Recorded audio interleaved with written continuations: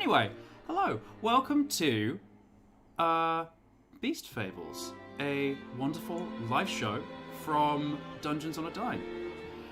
This is Chapter 2 of our riveting tale, and I'm joined today by Ver and Atlanta. So I'm Brian Tyrrell. I'm the narrator of this story. I use he, him pronouns, and I am, as some might describe, a hot mess. Ver, please introduce yourself. Hello, my name is Ver. I use they, them pronouns, and I'm currently gawking with delight at all of the doodles we have made in Roll20 leading up to the live stream, including the absolute unit of future Balthazar, who is the character that I play in this game. He is not yet a unit, but I can't wait for him to become one. Oh my god, yes. And Atlanta, please introduce yourself. Well, I can't top that because I'm not an absolute unit, sadly. But I am an Atlanta, some sort of human being, I guess. And I'm playing absolute Atlanta. Absolute Atlanta, full-bodied experience. I'm playing Pipistrel the Bat, who is decidedly not unit. She is in fact small and bat-like. And yes, I'm here, sort of. Dog and frog. So, who would like to recount for me what happened in Chapter 1 of Beast Fables? Do you want to go ahead, Atlanta? You know, fair enough, I will. So we started out with... I'll start with Pip. On her first job as a messenger of the guild, taking her first delivery from Odok to... I've forgotten exactly where we are. Bramble Dam. Bramble Dam. Bramble Dam, thank you. I think it was Bramble something. Taking her first message to Bramble Dam, and on the way she spotted a knot of knights, flew down to get a closer look, got hit by a ball, got knocked out, and has woken up in the infirmary. Under the very watchful eye of Iona, the beaver. But Pip, as we have established, is kind of a clumsy mess. And cannot stay in bed for any length of time, and has got herself into serious hijinks trying to find her stuff and look around at night when she shouldn't be, and just generally being very cheeky and very naughty and running into the laundry room and trying to find her messenger bag and so determined to deliver a message even though the message had already been delivered. And then we are also introduced to wonderful, sweet little Balthazar, who has just lost his mentor and is in a sort of weird process of toad grieving. I don't know exactly if toads grieve, but he's grieving. And he is now no longer a squire, he is now a knight. He is Knight of Blueberry Pond. And he has been tasked by the foreman of Brambledam to take Pip back to Odok because she is currently slightly non-flying and other sentences. She is now a terrestrial creature. She is indeed. Can you tell that I am bad at this? How about next week, to off-balance this, I will do the recap, and then the week after you'll do the recap, and we'll just swap around. That sounds good. I'm sorry if I put you on the spot. I was just want to be like, please go ahead. Flexing that chivalrous etiquette that Balthazar will be using. Absolutely, and I'm channeling Pip because I rolled a 1 for hijinks because I'm very bad at explaining things. Yes, so that was Chapter 1. We are playing the Adventures on a Dime system using some lovely custom character sheets on Roll20. And is this show, by any chance, part of some Roll20 Spotlight program? Possibly. It might even be sponsored. #DAB sponsored. Roll20 Spotlight program. Yeah, we need to work on that one. Yeah, we can find all of these awesome character sheets and the cool rolling abilities they could do, and the dice that show up on screen, all that stuff. Oh god. I mean, it's bound to happen. He has a D4 in cunning, and I Yeah. can't wait for the consequences of my actions. Yes. So you can find all of this cool stuff at Roll20, and there's a link in the description of this episode if you'd like to have a check. But yeah, that's chapter 1. Chapter 2. So as I described last session, I like the idea of like a camera focusing on different parts of the scene, and the camera moving, and the audience way behind the camera.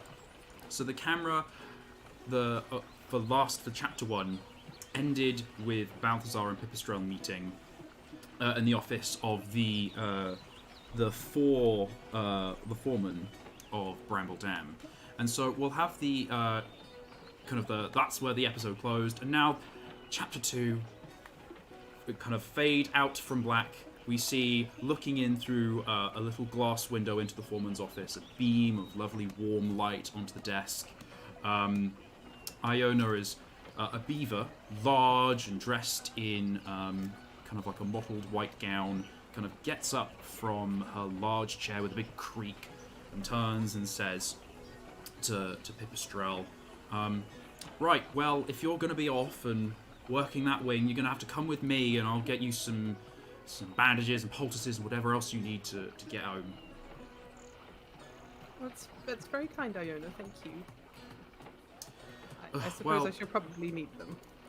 You should probably need them, and I expect that you're going to be redressing that wing at least once a night. I'm not putting all this work in to make sure that you get better, not just to see you squander it out on the dirty forest floor, you hear? Oh no, of course I will take very good care of this wing. Thank you. Good. And she sort of looks down and kind of brushes at the kind of the skirt of, or the kind of the gown area of her white thing. You know what I mean? Yeah. And kind of gathers up the various things that she brought with her and sort of steps to the door. Limnol, the very large toad, at least twice the size of Balthazar, kind of waddles out of the way and kind of gives us a sort of a toadish bow and says, "Yes, of course, my lady." And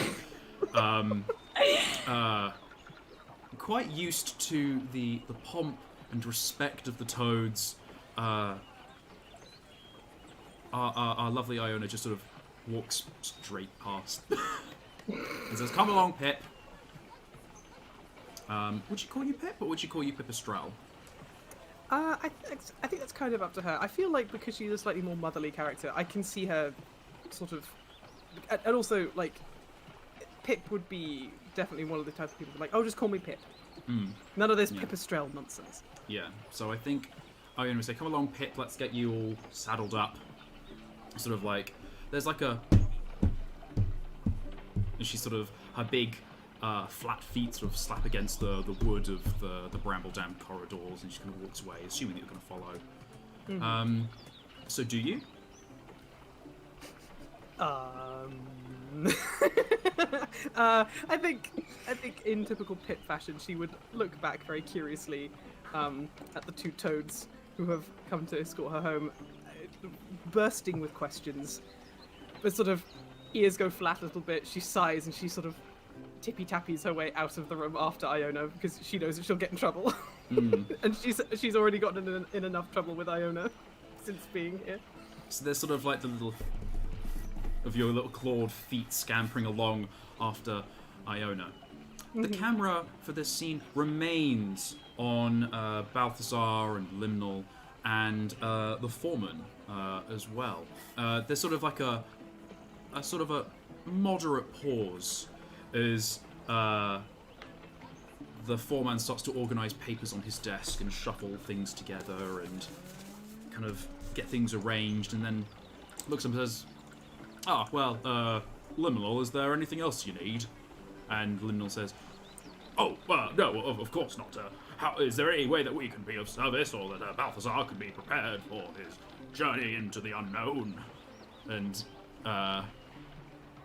the foreman kind of looks around on his desk and pulls out a drawer and goes, yes. Balthazar, you should probably have this map. And he kind of passes over this curled or like wrapped up piece of like long bark and kind of passes it over the desk towards you.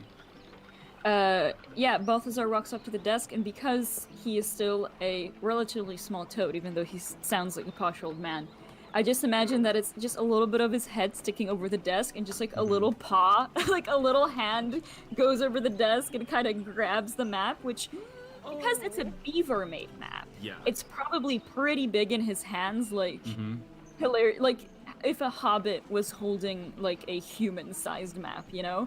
Yeah. So he kind of takes it and rolls it up and sticks it under his elbow. Like when you grab it, because you have to kind of reach onto the desk, it sort of unfurls a bit, and it rolls down to the ground where you're holding it, as if you're holding up a massive scroll. Yeah. And it's still not all the way unrolled. Yeah, so he kind of, like, looks at it and then just, like rolls it up. Yeah. And tucks it under his elbow, and it looks just like those large architectural plans for buildings where they're unreasonably large scrolls in his little hands. And he nods at the foreman, because he didn't even think of getting a map. This boy has a D4 in cunning. He don't know that. He just thought, like, yeah, we're gonna go there magically. So he nods at the foreman and says, yes, I'm sure that this map will come in quite handy. I do believe we could have found our way just fine, but might as well find the fastest way, no? Yes, well, if that's all, I'm glad that Pipistrel will be guided home by, like, such as yous. I will be getting back to business. Insight roll to see how sarcastic that was. I feel like it's more dismissive than sarcastic. Oh, yeah. Like, okay, cool. Though. Not, yeah. Anyway, sorry. I don't know, yeah. Maybe, I mean, sure, make a cunning roll. I can't, dog. I can't make a cunning roll. Go on, Balthazar, make a cunning roll. Complications. This is for you to read the emotion of the beaver foreman. And I feel like I just take it at super face value. Like, yes, yeah. I am a fine contender for this. It's lovely that he recognizes this. I feel like you're almost overconfident. Like, yeah. You have no doubts anymore.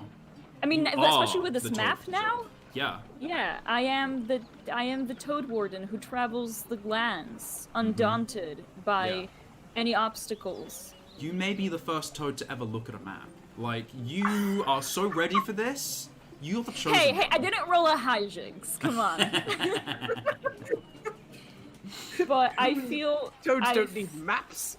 Yeah, toads have built-in maps in their minds. We can look at the stars and know exactly where we are. You've got a Todd built right into you. Yeah, I have a GPS. Mm-hmm. The Toad GPS. I'm just like, well, what's the abbreviation? Anyway, on track. It's a global positioning system. You have this map under your arm. Yes. What would Balthazar like to do? Well, he's going to turn to because do we know? Are we setting out today or like the same day? It's early in the morning. It's maybe like 9 well, o'clock. I guess it would make sense to set out today. Then I mean, why wait?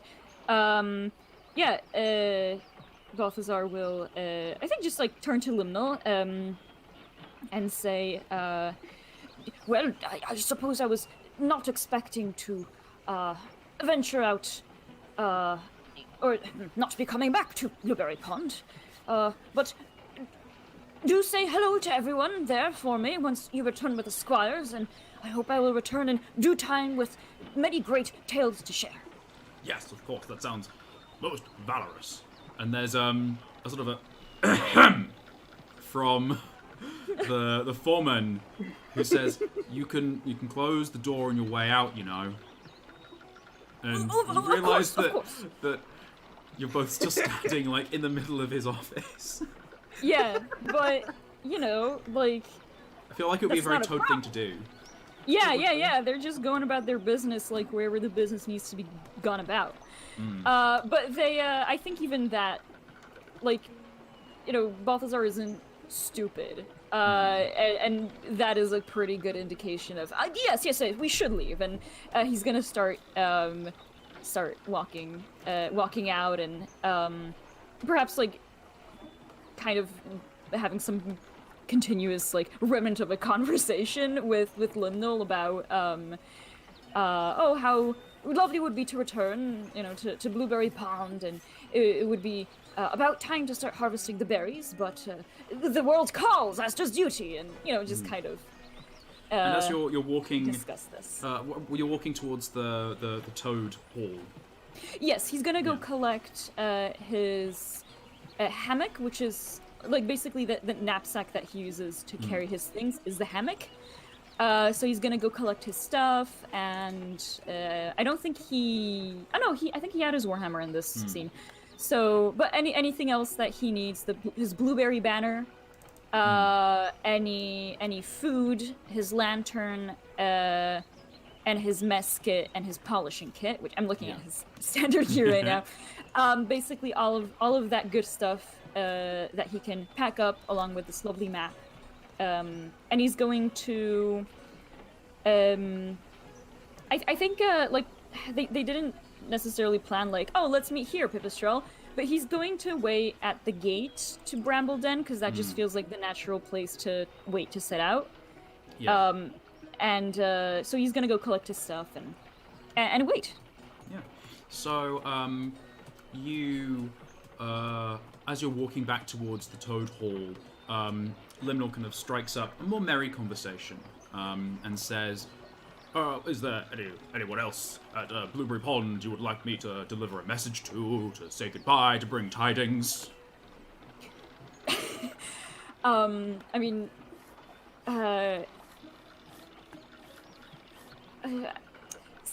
Maybe some hidden part of Balthazar once again deflates a little bit, because the only notable person, or kind of person he had such a strong relation to, was his mentor, Lavinia, who had passed recently. But he says, as long as you let us, our cousins, all know that I am fine and well and furthering the good word of Blueberry Pond out there, that will be entirely fine.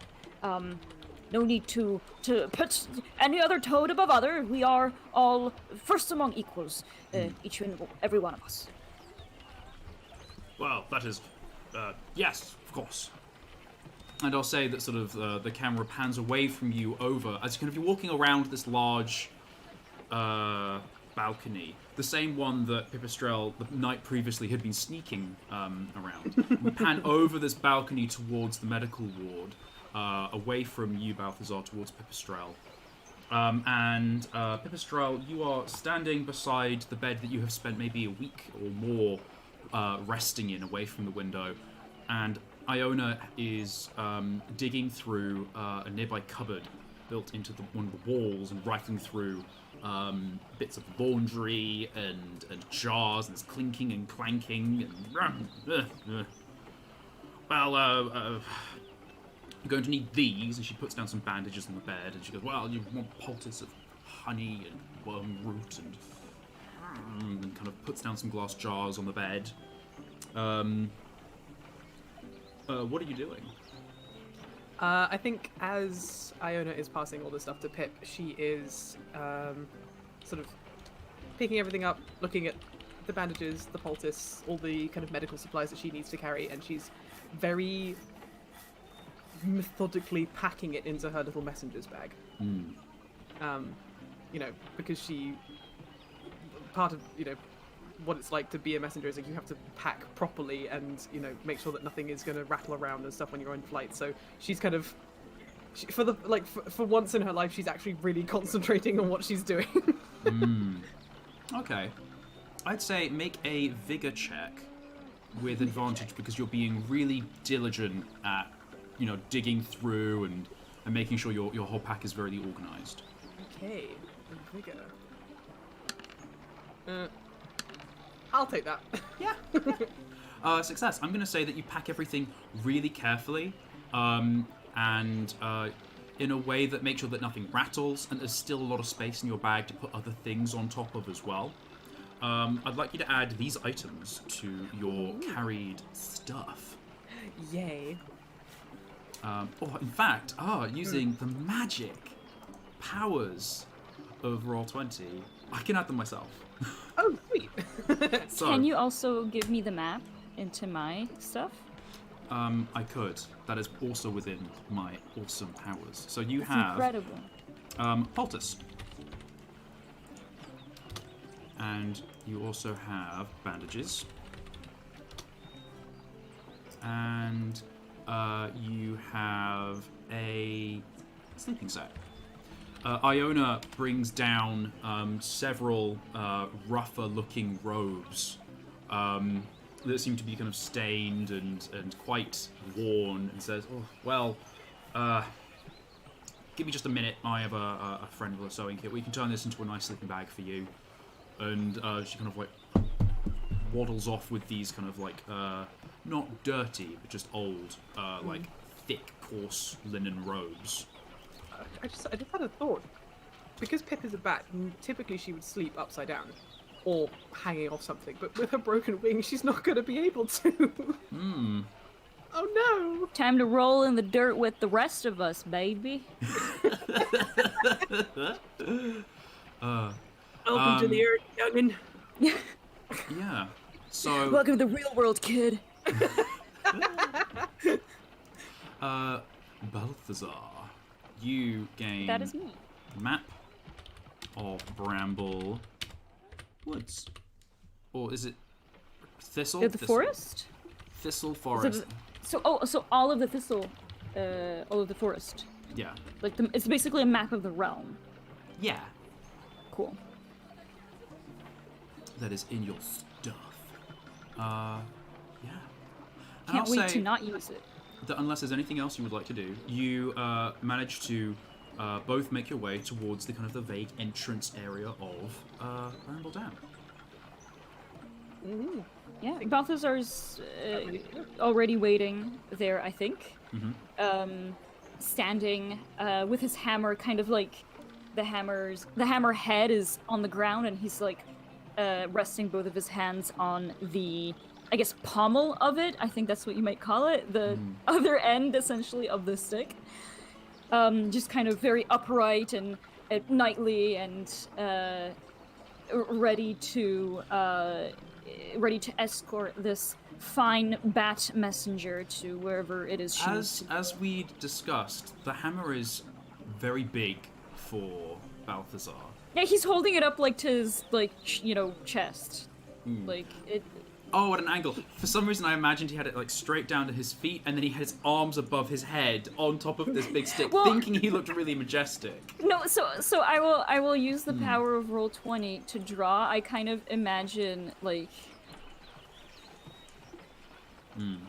Because it's not like, he uses that as a two-handed hammer, but it's not like, I imagine the pommel isn't larger than him. So you just kind of like,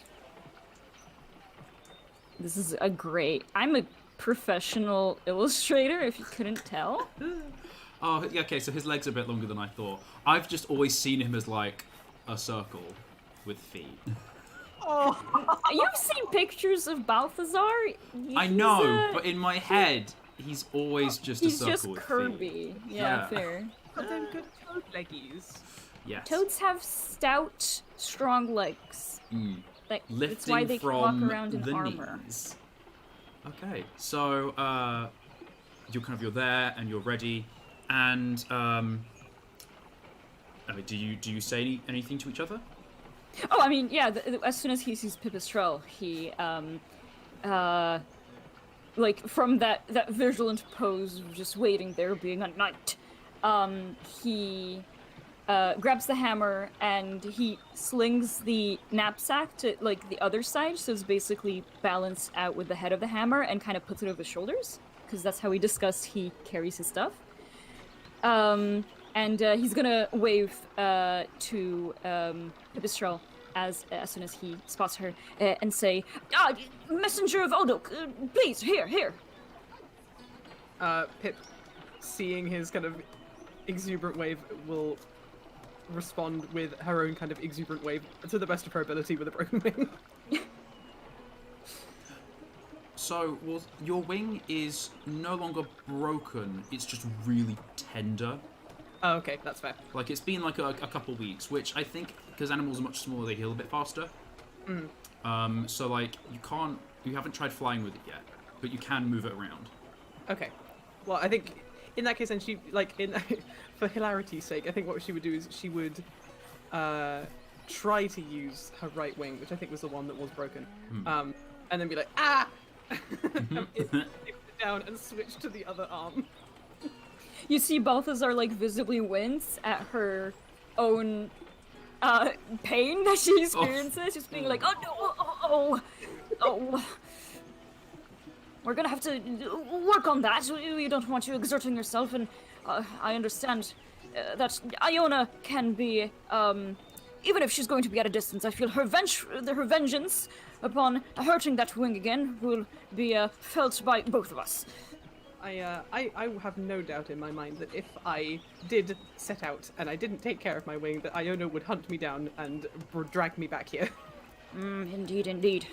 There's nothing scarier than a healer set on making things right by their patient. So, it would be quite wise to avoid any unnecessary ire from her side.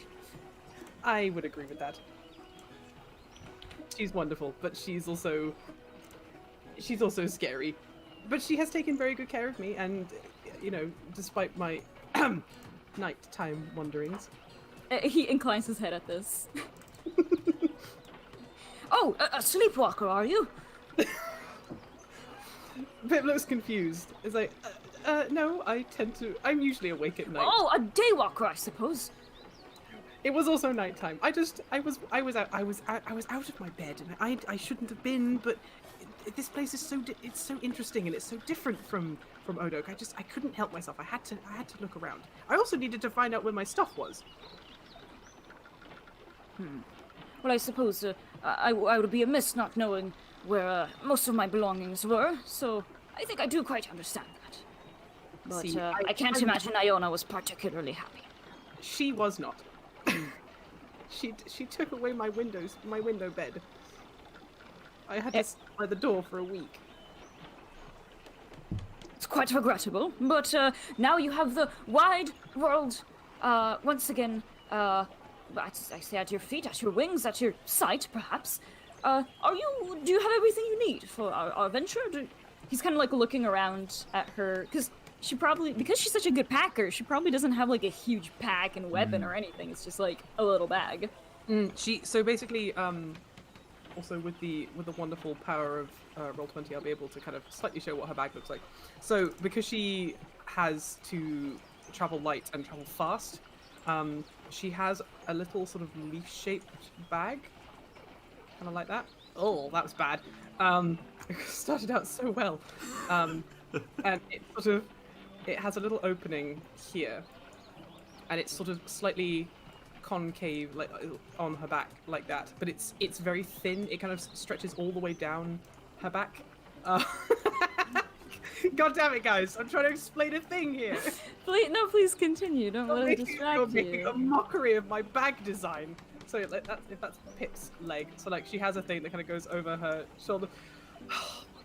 What you guys I don't think you're taking me very seriously here. No, I'm sorry. I'm just genuinely just enjoying doodling. So it's sort of like that's really cool. So it's kind of like, it makes me think of like Like a almost shell. the back of the like a beetle or something.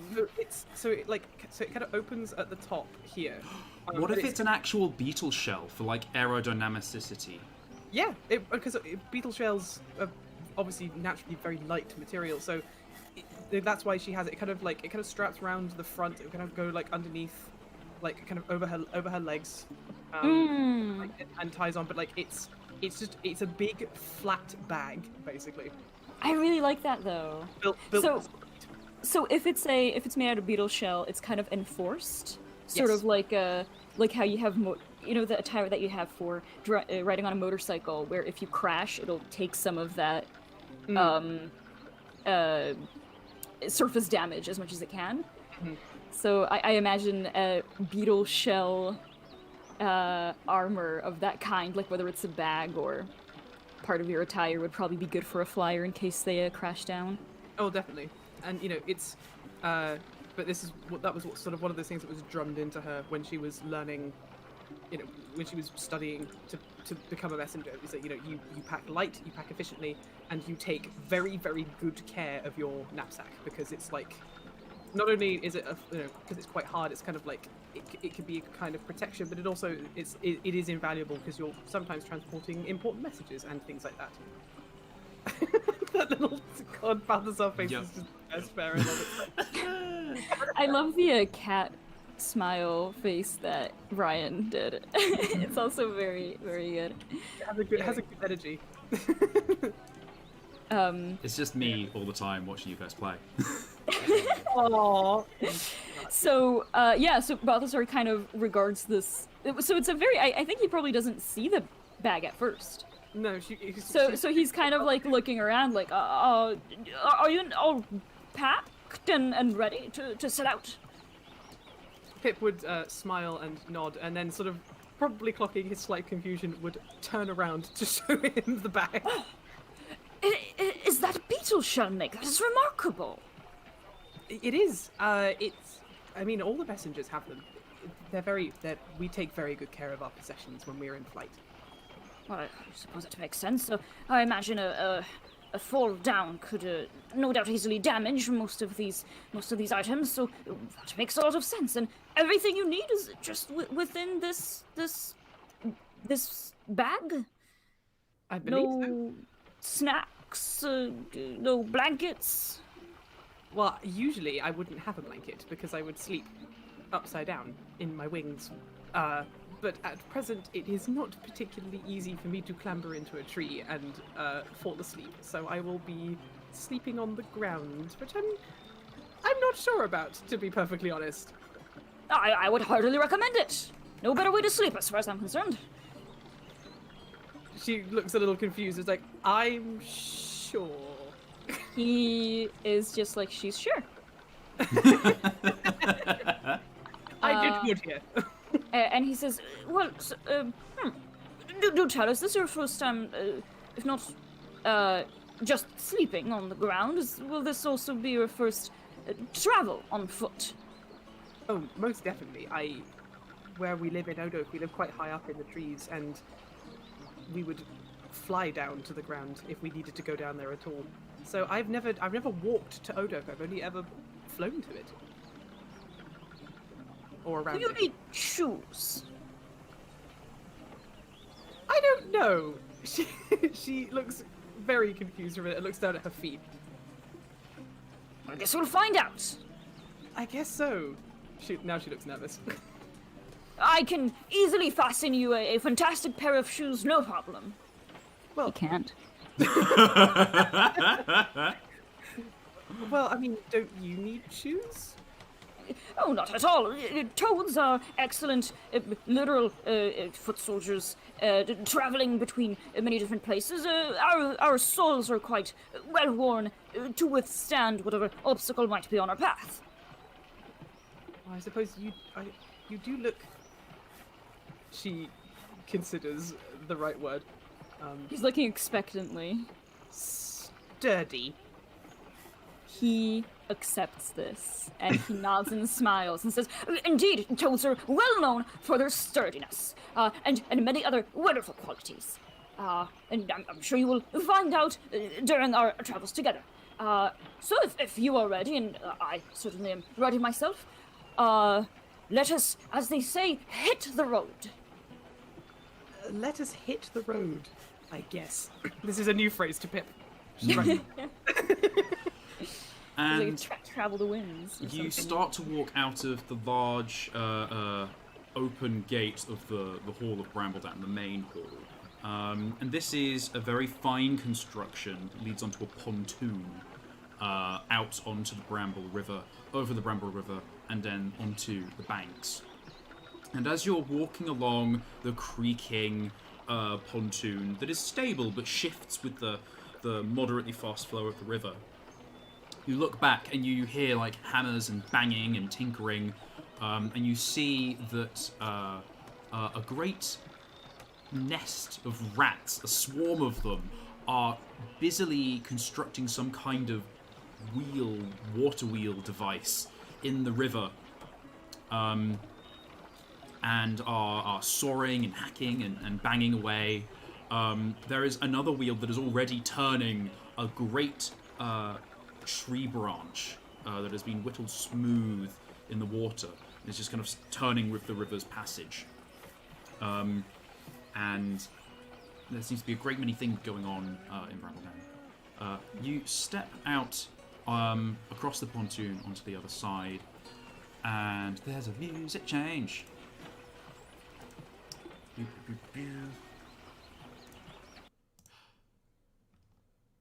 I love the music change song, you know, Yeah. it's a music change, at least up to the music change. It's like an ad break. Yeah. Very atmospheric.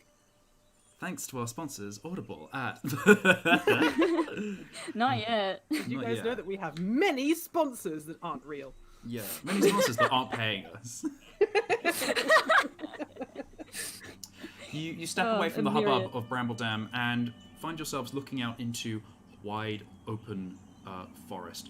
Very tall boughs of all sorts of species of tree, evergreen and perennial and all sorts, kind of outstretching over the woods here. The clouds above are mostly thin and white, though in the distance a kind of a thicker grey soup seems to be slowly encroaching from I have the a question. west. Yes. From our perspective, can we even see the horizon the way that us humans can see the horizon? So Wouldn't you the can trees... look. You can look up and down the river because it's free of trees. The river, Ah. gotcha. Okay, Yeah, okay. because you're at the you're kind of like course, in that the makes middle sense. / at the edge, if that makes sense, because you've got the river that's quite wide. Yes, that Yeah, does so you're make able to sense. sort of see a little bit of cloud through that, but the canopy itself is quite thick here as well. So once you move into the forest, the light dims a little bit, with occasional shafts of kind of warm morning light sprinkling through the leaves above. It's about maybe 11 o'clock in the morning. I said it was 9 earlier, but it was more like 11 because you'd been kind of like already speaking a bit in chapter 1. Yeah. But it's still like early morning. So I think this is a good opportunity to introduce the exciting rules that we're going to be playtesting on this Beast Fables stream. We're going to be playtesting a game called Mortal Bearings, which is a Or working I guess title. it's like an add-on system then. Yeah, game? an add-on system. We're using the Adventures on a Dime game, and then we're doing some fun, improvised role-playing with Mortal Bearings. So, to begin, we need to pick bearings for your group. Your bearing being how you like to approach your resolution of conflict. You have Vice. Oh, I'm not drawing. You have Vice, which is direct and goal-orientated. You have Neutral, which is a balance of both Vice and Virtue, which is taking a step back, being slow and considerate with how you approach your problems. So, what sort of bearing do you think Pip and Balthazar have when they go to resolve problems? I feel Balthazar feels like he's virtuous, but he's also the kind of person who would act first and then think, which I do believe from what we have played of this system, falls more into vice. However, I'm inclined to choose virtue because it'll be very funny when he doesn't do the right thing. So this is what your characters believe they should go to a situation to resolve. So it might not be how they actually act. So I think it would be right. I think you would start virtuous, or Balthazar would be virtuous. Because we're choosing this as a group, right? Yes.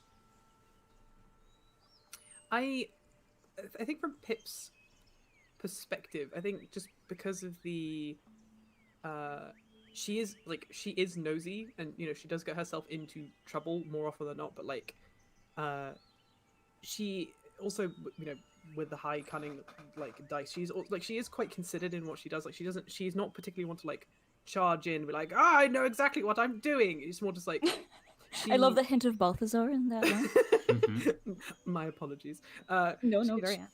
She's definitely want to kind of watch and wait, and that's then usually when she's okay, I need to go and see now. So like, I think she would probably fall more into neutral, kind of maybe smatterings of virtue, but I think she's definitely more of a neutral character. So, do you want to be neutral or do you want to be virtue as a group? Or we could do individual bearings. I think as a group, I think we should. I think we'll start with virtue because I Can think. you, Brian, just remind me? Does this mean that both of us? So in the first game, we had moments where Eleanor, or the two characters in the game were Eleanor and Sir Eleanor, the Knight of Sorrows, and Sir Grey the Sighted. So Sir Eleanor would sometimes like move into neutral, and there was a point where Sir Grey was in vice. Was that then? That was individual bearings. So okay, I think I had misunderstood We started the with group group as in bearings how we and do then the shifted to prophecy. individual.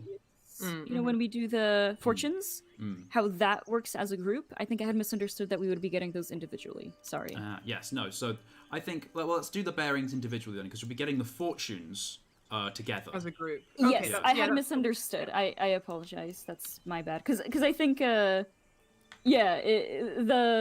bearings are much more individual, and these two characters are pretty different in that way. They So are. it'll be fun. Sorry again. So- That's my bad. I had misunderstood. No, that's totally fine. So Balthazar is virtuous, Pip is neutral. Do you see before you a road going off into the forest, and then that is itself splitting away from a road that runs along the Bramble River? Balthazar, with the one with the map, what course. would you like to take? Well, she looks at the map, and if on the map, if he can, like, once again, he's not a completely, not a smart person. He is a foolish person. He lacks the wisdom, but he's not He's not a intellectually. Yeah, he's not a buffoon. So if he looks at the map, and orients the map so the river is on the map the way it is, like, in the real world, so behind him. And which direction is Odo going to be oriented then? You'd want to go through the forest. Sweet, yeah. So he's gonna look at the map. Like he kind of like unscrolls it and kind of like flaps it. You know how you with classic like because there's not really newspapers like that nowadays, but those old-timey newspapers we have to like flap them out a little bit to just get them straight, like just kind of like fumbling with it and looks at it very like meh, and kind of like turns it around a few times like 90 degrees trying to find where the river is behind him, and then he's gonna furl the map back together and like holding it just kind of use it as a pointer to like point at the forest. And say, well then, the first leg of our journey will take us through the trees. So, no time like the present. Let us make haste. I guess I trust you, Balthazar. I hope you know where you're going. Did she say that? She would, because she's like, this is an entirely like new perspective for Pip. Because she is so used to seeing the forest from like the air, so like seeing it from the ground and seeing the skyline, but from a ground perspective, she's like, what? Yeah. So if she does say like, oh yeah, I trust you, he says, oh, of course. Well, the foreman was kind enough to give me a map, and well, these kind of travels you'll find do tend to all feel the same. So. I'm sure we will make it there in no time. And he's gonna like kind of I mean he's basically gonna see, like, he's not just gonna go off without her, but as soon like he's gonna basically incline towards like we're going and start making his way forward, hoping that Pip is going to walk with him. And you start I was gonna say frog marching, but no, it's toad marching. Toad marching. Off down the path. You have these large trees stretching overhead, and as you look up, you can see the very small, kind of almost like dotted forms disappearing and flitting around, like squirrels running about in the trees. And you can hear birds singing all around you. Some of them are chatting away. They seem to be gossiping. They're quite far away, so you can't quite hear them or like make out the full conversation. There are others that seem to just be vocalizing, not singing words, but just sort of like humming loudly through the forest, and others seem to be singing in chorus. And a few closer towards Bramble Dam are singing about how, in the way that a town crier would, they're singing about how the Boer War is declared to be over. Ooh.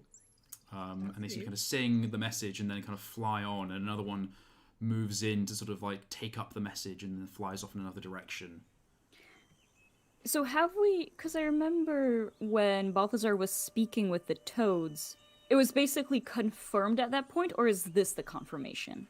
This is the confirmation, at least for everybody. There'd been like word going round that the Boer War was over, or that it was coming to a close.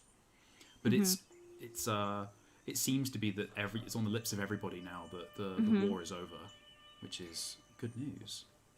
I think as we're walking through the forest and hearing the cries of the songbirds, Balthazar will kind of at one point pause, straining his whatever equivalent of ears toads have, which I think is just like most holes. Like amphibians and they're just kind of like holes on the side of his head.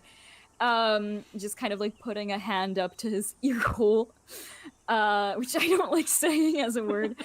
And he's going to kind of like excitedly turn to Pip, and say, do you hear that, Pipistrel? It's the news. The Boer Wars are actually over. Oh, it felt like it's going on for so long. It almost feels like a dream, doesn't it? Pip, obviously with very big ears, has been listening to this for a while. yeah, he only just heard. She's like, yeah, I can't believe it's over. It felt like an eternity that war went on. Mm-mm. I mean, I didn't do any fighting, but there were plenty of people in Odoku I saw going off to fight. Will you, upon return, will you find yourself relinquished from your role as if you were a war messenger? Are you going to be fine? I do know that some people find purpose in these kind of ongoings and might find themselves without much to do when conflict is over. Well, I mean, I suppose the messenger guild will still need messengers. I don't think my messenger taking will be as important, I suppose, but I guess we'll see. I mean, you're the one who she looks him up and down in his armor. Is like, well, you're the one who looks like you're much more inclined to be in battle. Surely this will affect you much more than it would affect me.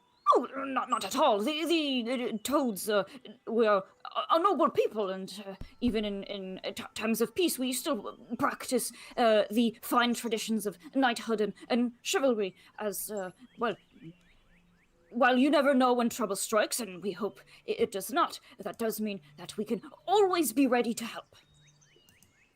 That's very noble of you. Of course, the toads are well known for their nobility. And as you're sort of having this kind of conversation and you're moving forward, we're going to pick our first scene and have fortunes. Ooh. So I need you guys to discuss these three fortunes, which are slippery when wet, untended and obstructive, or spinning in circles, nowhere to go. All of these are Talk about these these three fortunes, and then choose one for the next part of your adventure. Oh. I need to look up the word untended as in not being tended to. Yes. Mm-hmm. Not unintended. Yeah, But, I had it was confused for a second. Untended. I mean, I kind of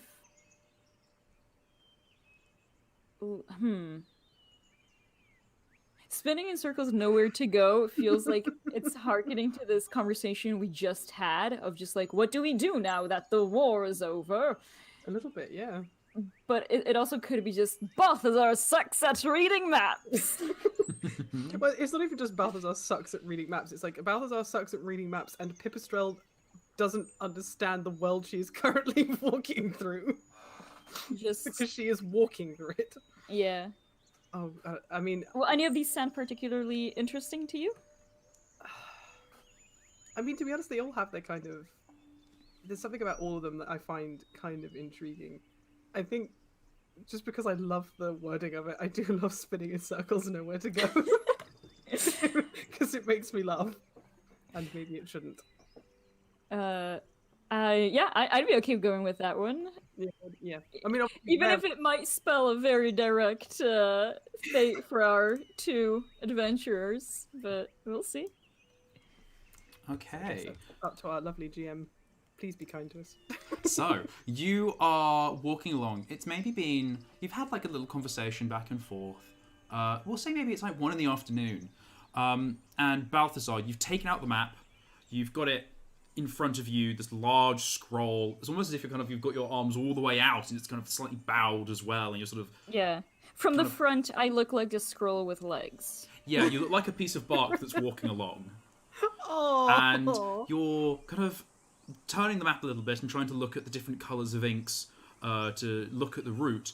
And you step down and there's a little crunch. You go, oh, what? And you kind of look at the map and look down. And you see that there what are... is it? Sorry? Oh, sorry, that was me, Balthazar, saying, what is it? You look down and you see ant. 2 ants, 10 ants, a lot of ants. Oh, did I just crush one? Am I strong enough to crush one? They're like, I'm tiny. Yeah, I'd say like a toad is big enough to step on an ant. Yeah, but it's not dead, right? I just kind of stepped on it. Well, you step back and go, did I... Oh? And it's sort of... Ants are very strong, actually. So it sort of seems to kind of waddle along and keep on running. And you lower the map and look, and there is a whole swarm of ants running in a circle. Like a massive whirlpool spiral of ants. They're sort of like in the middle of the road, just sort of... just all running That sounds very in a circle. constructive, is it? Is there anyone else around right now, or are we just looking at a weird circling sort of torrent of ants? There doesn't seem to be anybody around, just sort of looking at this torrent of ants. Ant-nado. And Balthazar, as you stop and you look, the ants, one of them seems to catch on something, he seems to stop and pause, and then walk towards you and stop at your foot. Weird. Balthazar looks at the ant, and then he's gonna lift up his foot to see if he, like, stepped in, I don't know, something that an ant would be interested in, like, some, I don't know what ants like. I'm thinking of, like, honey? No. Like, a bit of pollen, maybe, that I know ants don't eat pollen, but maybe these ants are just like, hey, nice, check it out, some pollen. You lift your foot up, and you can't see anything. Make a cunning roll for me. Oh, I have spelled my own demise by doing this. Yep. I'm not sure what I'm cunning for. You're looking at the situation. I'm just gonna figure out what happens next. I say, like, you take a step back and you lift up your foot and you're kind of looking at it. There doesn't seem to be anything on it, but more ants, as you kind of step further back, seem to be following this first ant until there is a rather thick rope of them following you, and they seem to stop where you stop. Yeah, he takes a few steps away and then turns around and looks at them and takes a few more steps and just turns to Pipistrelle and just kind of smiles and says, "Well, it looks like I have myself a new knot."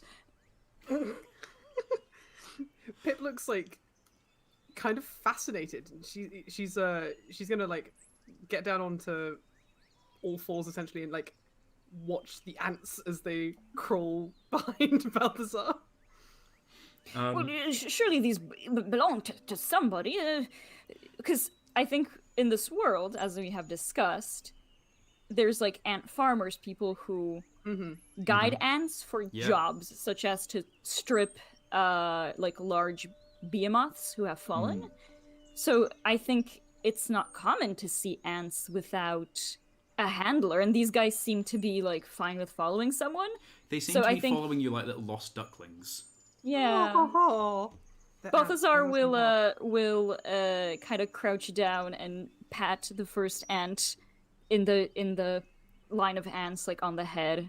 Pat, pat.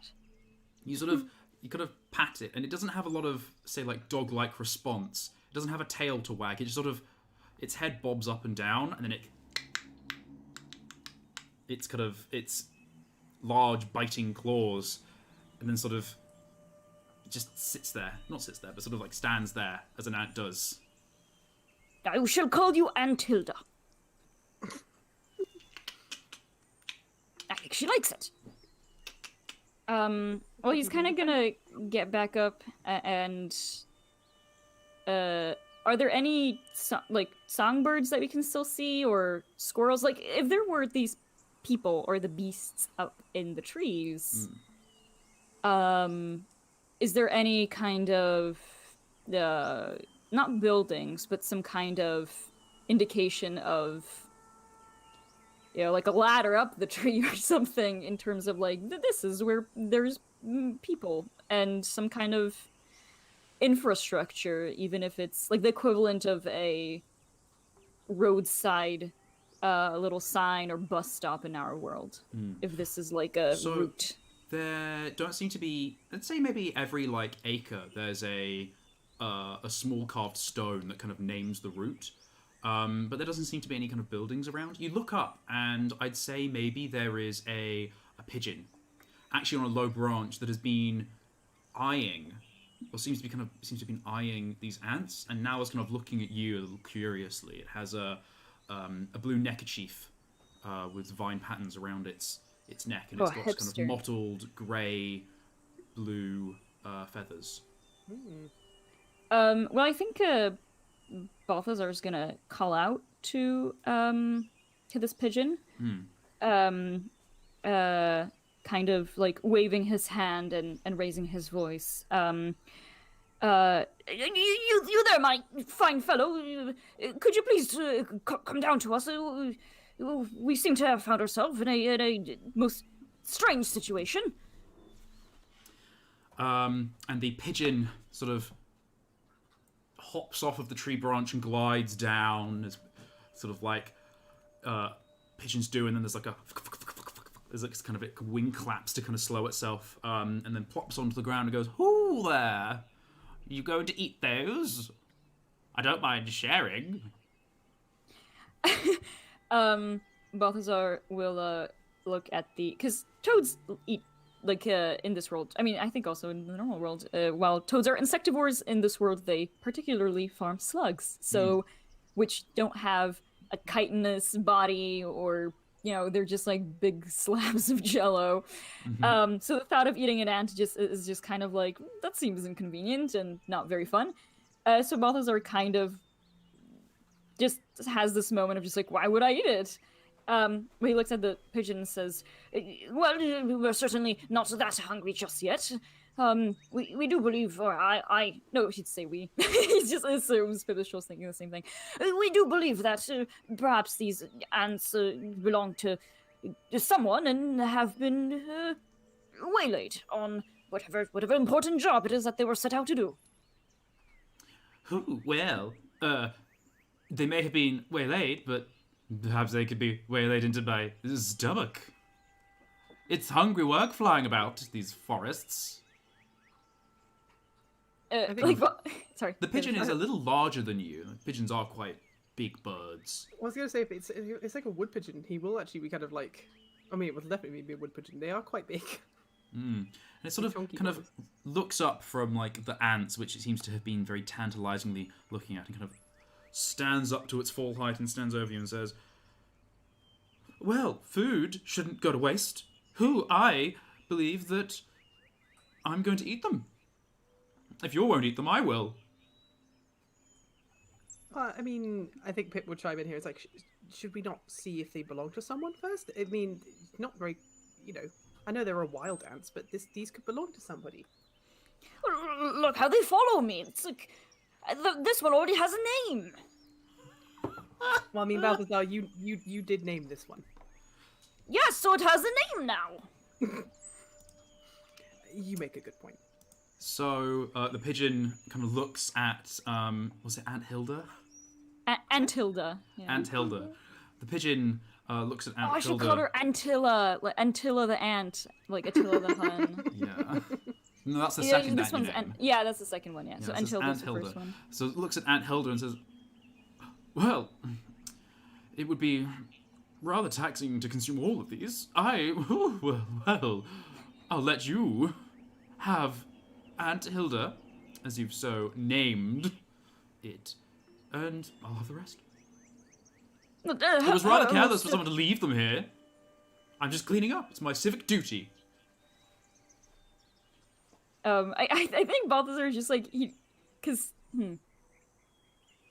at this point, like, his assumption is these belong to someone. It would be rude to eat them. This pigeon's rude.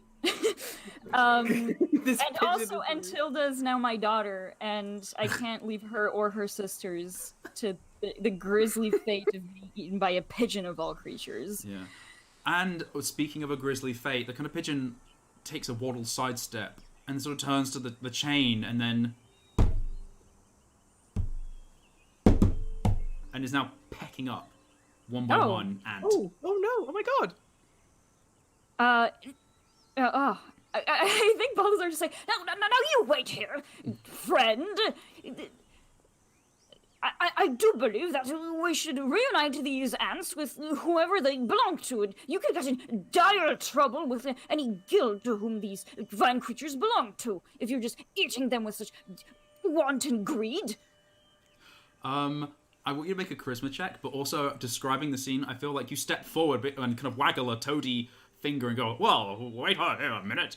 And the ants sort of curve round you, sort of like a tail in Snake, if that makes sense. As you move forward, like the column moves in the trail that you've done and is behind you now.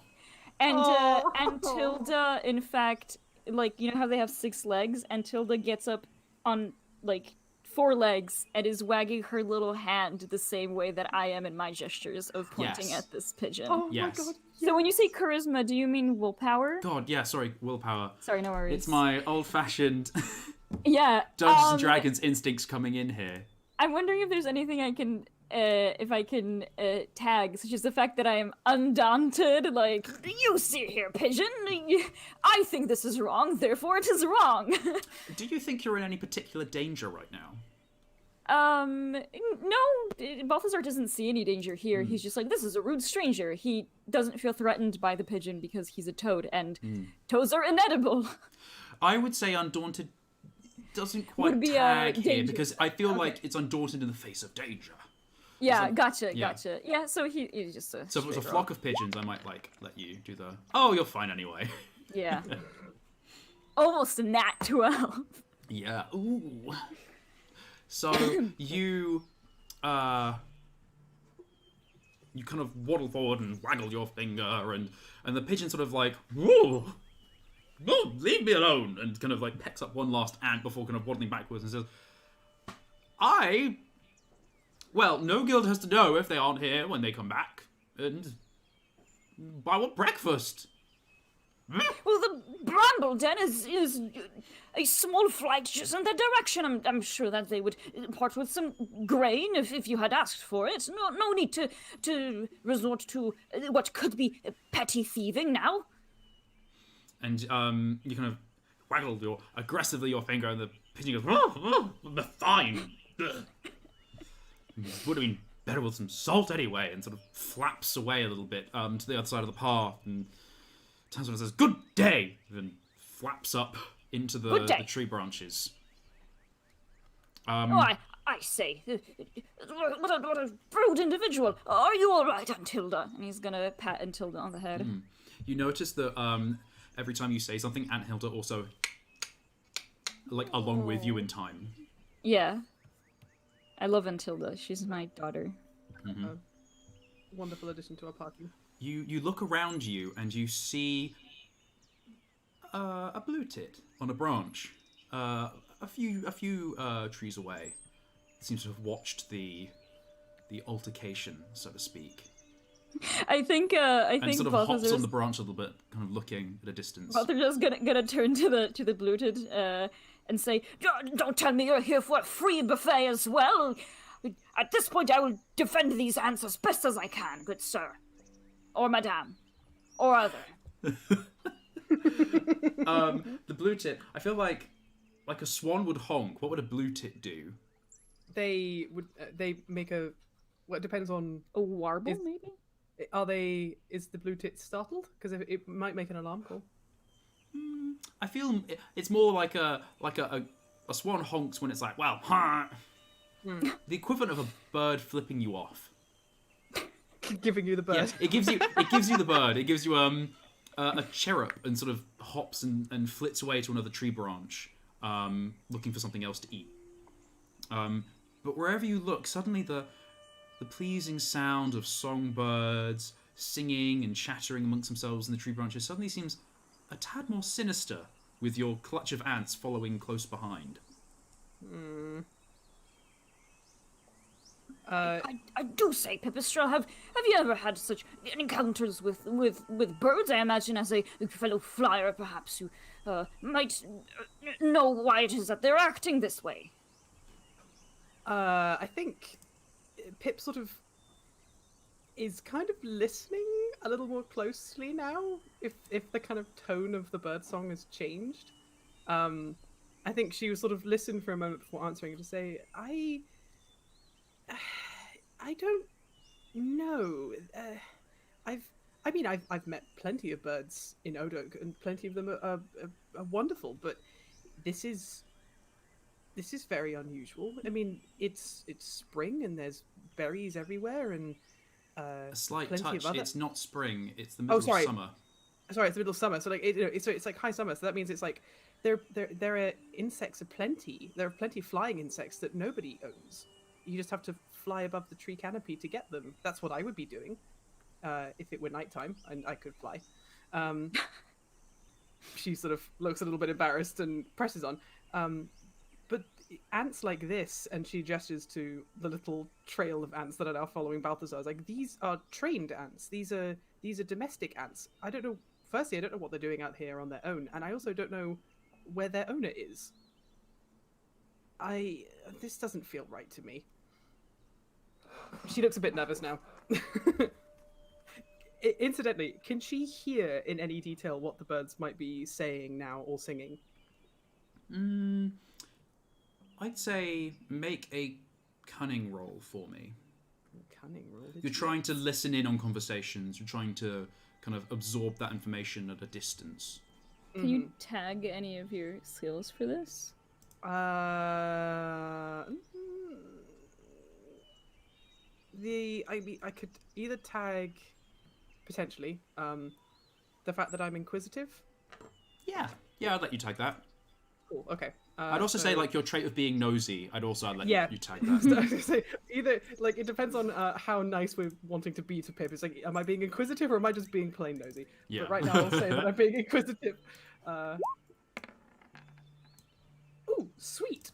A success and a success. Success. That's what you like to see. Double success for Pipistrel. So you're listening, and some of them are talking about how hungry they are. Actually, like now you're listening to them. Really? Some of them are complaining that they tried this nest here or this spot where they like to get moths, and the moths aren't there anymore. And others are talking about how they found a big fat juicy worm the other day and how they wish they could have another one. Some of them are singing, just rejoicing that the war's over, while others seem a little more sour. Wait, sour that the war is over? Not sour that the war is over, but sour that they can't work for food anymore. Oh, okay. Can I relay all this to Balthazar? If you want. I think Pip sort of just taking a moment and, like, you know, ears up, listening intently, would sort of turn to Balthazar and say, "I seems like a lot of the birds around here right now are very hungry, which is unusual. Do you not think so, Balthazar?" Balthazar doesn't think, but his low. No, he Doesn't think. He doesn't think, he acts. head empty. Yeah.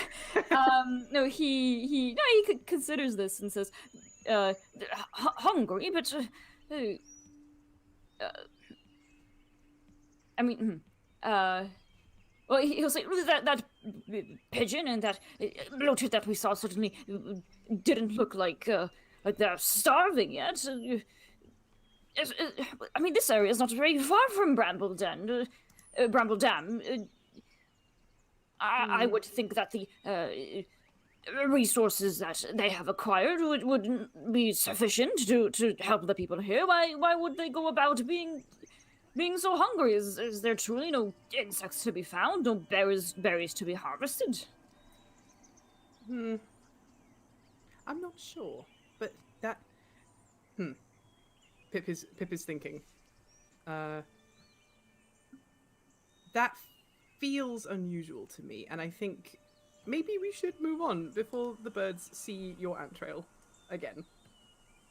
Here, why don't I pick some of the ants up, and she sort of scoops a couple of them into her little tiny, into her little. Yeah, how many of them are there? Yeah, I'd say, because I'm thinking of scale, maybe there's like 100 ants.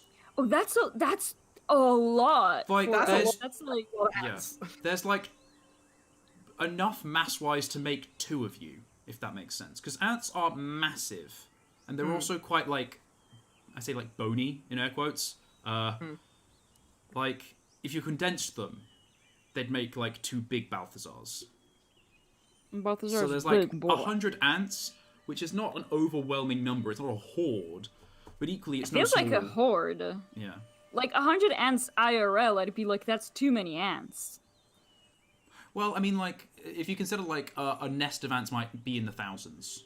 Well, yeah, I think probably even more. So it's yeah. a significant sum of ants. I've not individually counted them, but if you'd like, I can go one by one. With names and pedigree, please. You scoop up maybe, like, 10 of the ants into one of your wings, Pip, and they all suddenly start to scrabble, and one of them bites you, and you go, ow, and you... What do you do? Oh, no. I guess I put them back down again, because clearly they don't want to be picked up right now. Yeah, they all kind of scrabble and crawl over your wing and down onto the ground and then back into the line they're in. I guess, And Hilda, aggressively at you, and gets onto 2 legs and waggles its arms at you. Oh no! In mock Balthazar. The ants don't like me. Now, Aunt Hilda, this is a Pipistrel, messenger of Odok, and she does deserve your respect. I'm sure that Pipistrel would be the first to protect you, much like myself. Can I bow to the ant? You do. You bow to the ant, and the ant... I don't know. I think it would be maybe a cunning check from you to read the ant's emotions. Okay. It's not a common course at the Moon Messenger Guild as to ants and how to read them. I mean, like there'll be different kinds of insect farms in Odok, but I don't think Pip has ever come across angry ants, specifically angry at her. So, yay! You're looking carefully as you bow, and the ant doesn't seem to be having any change in its behavior. It seems to be all arms waggling and clicking. And... Oh, it's angry at me. Oh no! If you step back, the ant gets calmer. If you get closer, the ant's like. Okay, well, with that sort of knowledge, I will sort of take a couple of steps back from the ants as to not upset them. I guess. Why don't they like me? Are they scared of me? Are they are they scared of me because I'm a bat and I might eat? Oh, I mean, I don't know if bats would eat ants. You're not quite sure why they're scared of you. Like you've done all the appropriate things you would do to anyone else. You've bowed, you've been respectful, you've said sorry. And yet they do not like me. Oh. And as you get up from your bow and you look over, you see that there is now two pigeons on a far branch looking at this large horde of ants following Balthazar. Oh Lord, At a distance. Balthazar, Pip sort of nods in the direction of the pigeon. Is like, Balthazar, I think we need to leave. Balthazar, yeah, if he even notices the pigeons, I hope he does with the power of Pipistrel. He will agree and say, maybe if we walk a little off the main road to the side of it, the underbrush will provide us with some cover from these birds sitting far above. I think that's an excellent idea. And so you start to make your way at the side of the road underneath the cover of maybe some of the... Like, grass has been cut back, because grass is so much bigger. Yeah. So, like, it's not like this tiny little weeds, like this big overarching fronds of, like, grass and weeds and ferns and leafy things that have been cut back and then padded down so they can't grow into this kind of road that's been carved.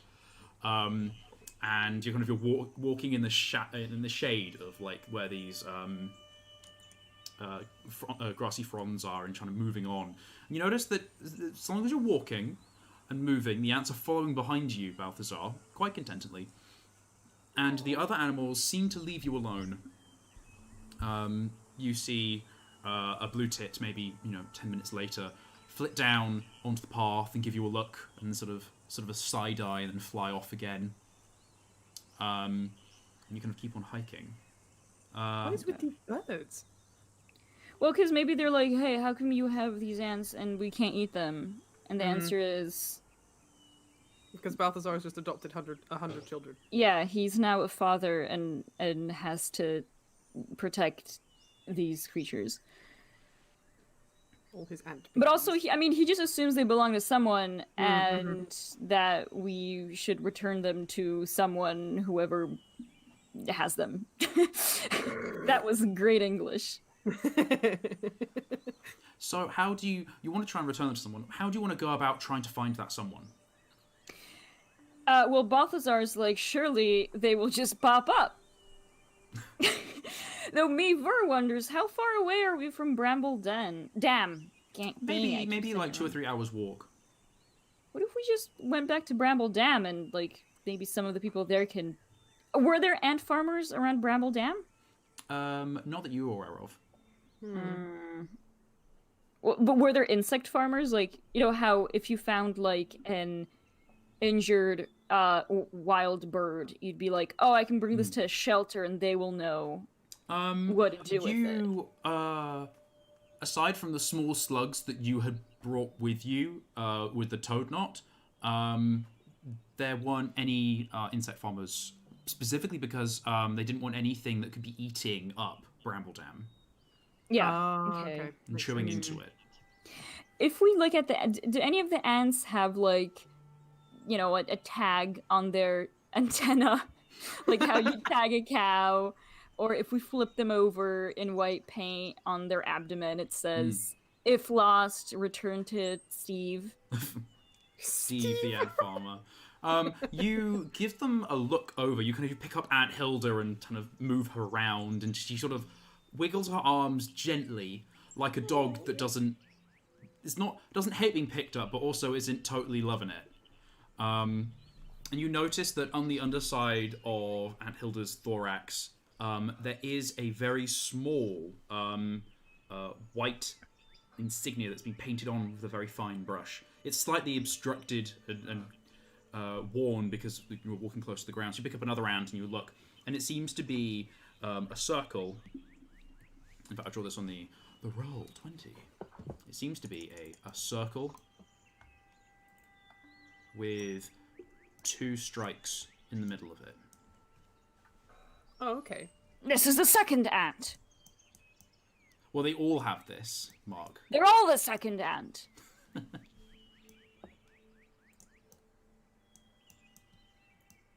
Well, honestly, when I see this, what I think of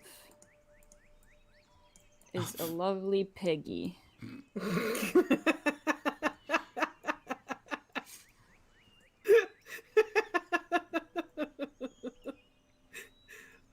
Oh no. So maybe this is these ants belong to the enemy. Oh no, The boar ants. They're part of the boar war. Wait, oh, there you go. It's the enemy. Angry boar. Yeah, I mean, that's more of a pig than a boar, but Like, I'm adding hair right now. There we go. And some tusks. There we go.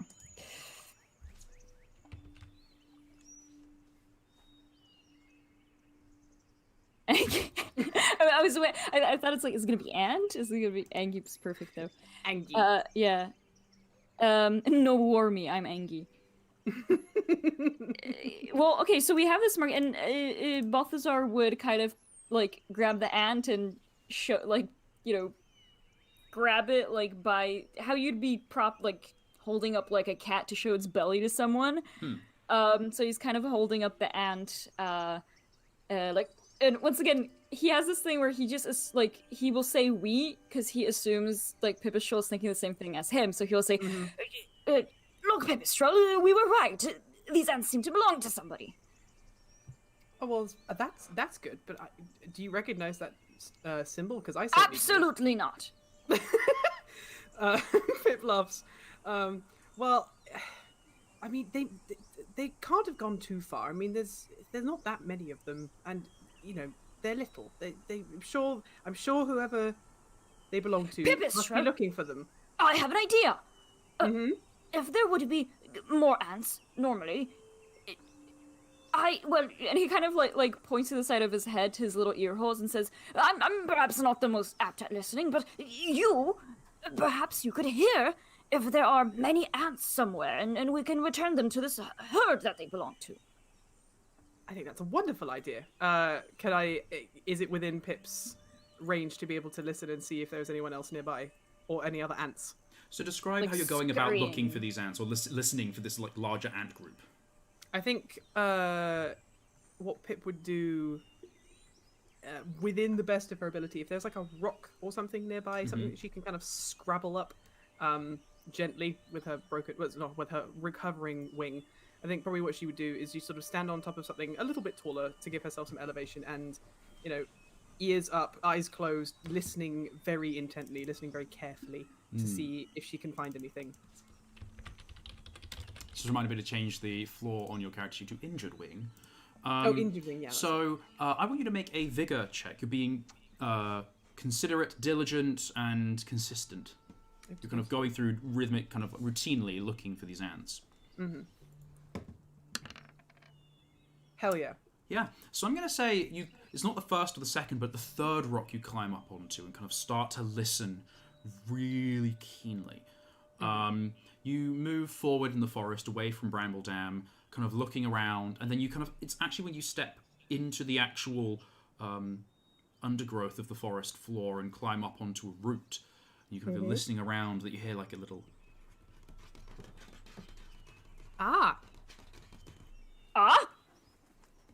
Balthazar, she sort of kind of leaning into wherever the sound is coming from, and she points with her good wing, her warm, I don't know what to call it.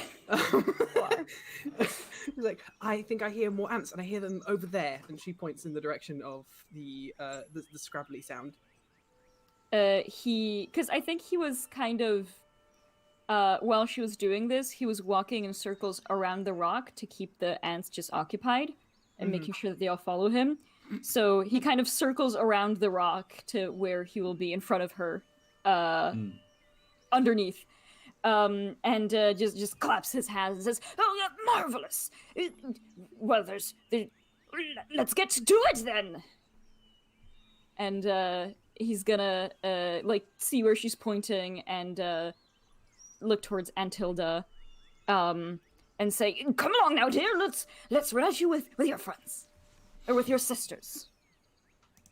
So you look out. I'm going to unfortunately have to clear the space. The ball.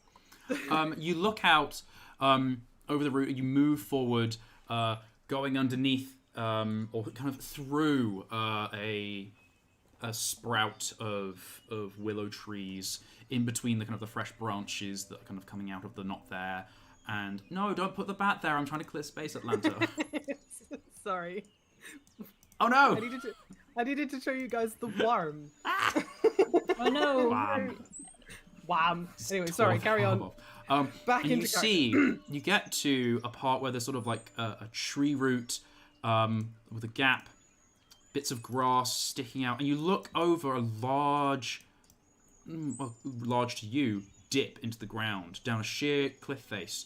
In the clearing below, away from these tree roots, you see a large dead boar. Oh, wow. Oh, shoot. That's been half eaten. Oh my god. And it is completely swarmed by little ants. So... How? Well, when we approach, do we, like... And as you get to the edge, the thing is, you get to the edge of this, and the little breeze blows up, and it's like a strong smell. And you see 2 tiny mice near the snout of this boar. They're far enough away that you can't really hear them, but one of them is very angrily waggling a finger and arguing. Now, this is the thing, is that you're at the top of this...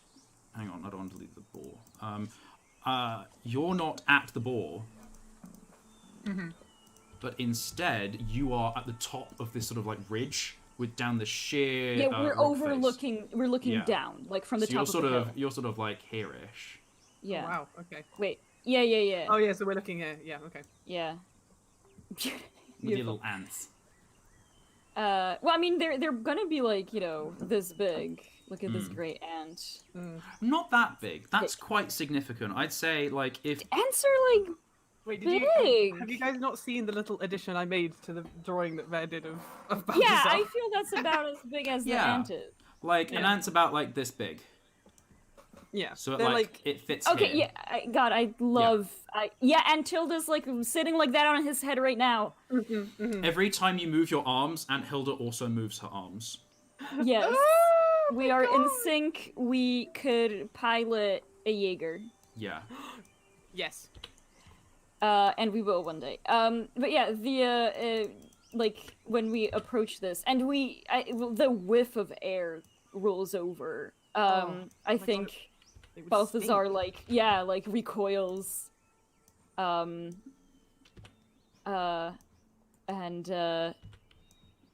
looks over at Pipistrel, and he says, it hasn't been even that long, but I do not miss that smell, and I was hoping I would not have to smell it again now that the war is over. Oh. I think Pippa's got like her big claw hands like over her nose and is trying very hard not to like throw up, because she will never have smelt anything like this, and she kind of looks at Balthazar and like nods, but is too afraid to open her mouth right now. It smells worse than the waste pits at Odog and the sewage channels that come out at the very, very far base. That on a hot summer's day, when you get the warm up, the wrong updraft wind can knock a bat out at 100, paces. Yeah, 100%. She her eyes are watering, her ears are like right flat back down, like over her head. You get that Ghibli shiver. Oh yeah, she gets like the Ghibli hair poof, but like with like all of the fur underneath her flight suit. Yeah, Balthazar, because I do imagine that he's probably been around like at least 1 or 2 dead boars before, so this is not like a shock, but it's still super, super nasty. And he kind of after that initial recoil, he says, well, as terrible as that might be, we do have a task ahead of us. Let us see it through to the end, and hopefully not get sick. Pip still won't open her mouth. How do you want to try and get to this boar, or what do you want to do next? Well, because do we just have to walk down the hill, right? It's quite. This is what I'm talking about. So like you are in It's quite this little steep. circle where you are. It's quite a sheer drop. Oh, Where like okay. a ball could just jump and would be fine, but like for you, that's a big fall. Gotcha. I had misunderstood that we're at the top of a hill, and it's sloping down. And at the bottom of the hill, we see the Yeah. boar. Okay, Like you're at a level, but it's actually quite far up. gotcha. I think like Balthazar's like, we should go, and then he's just like, there's an incline, there's a fall. Yeah, like you step. I shall deliver these ants, and you step your foot over the edge, and you get that slight vertigo. And you look, and you realize that like the rocks are really quite far down, and it's actually a lot of scrabble and scree. It's not even like soft grass you can just sort of jump into. Oh god. Okay, so there isn't like anything we could sort of just gently sort of fall down into that is soft. No. Well, maybe we can get these fine folk over to us. And he's going to try to, like, he's gonna take a big ol' breath, and his, that, like, toad throat kind of for ribbiting also grows. And he's going to try to call out to the mice. I want you to make a vigor roll for me. Yes. You have disadvantage unless you can tag a skill. Well, I don't Tag a think... skill toad. Yeah. Loud. It's not. Well, see, it's not chivalrous etiquette. It's not taking care of equipment. It's not beetle handing. I mean, undaunted. You said was for danger, not for this. Well, I'd say this is danger. Yeah, I'll let you make a straight roll. Oh, so for so undaunted. Yeah. He's just like, I don't care. I will get there somehow. Thank you. But he'll kind of like call out. Just ho there, friends. Ho there, friends. Ho Yeah. there. As it'll hopefully you echo. need to make the roll first. Yes. Well, that's just what he's saying. And I rolled an 8 and a 1, and I'll take that 8. Thank you. Yes. Because it was a straight roll, so it would have been the 8 anyway. Oh, sorry. But like, this is the thing. Dummy, I Because you had your forgot, undaunted. You go to take a deep breath, and just as about you're to inhale, you go, hang on, and you take a slightly shallower breath, and slowly, so that the overwhelming stench of this dead boar doesn't knock you out. God. That would be the hijinks, wouldn't it? I just Yep. pass the hell out. Pass Yeah. out. you I take would in. have loved that as a scene though, just like, and he just falls backwards. Oh, Balthazar. But it was a straight roll and it was a success, so. You take a deep breath. You go slightly green or greener, and then you bellow. What did you yell? Well, what I said, like, ho, friends! To the mice. Yeah, and Like, the mice. ho, friends, up Yeah. here! Yeah. And he's brandishing Antild over his head. Like, like in Lion King when Rafiki lifts Simba. Oh wow.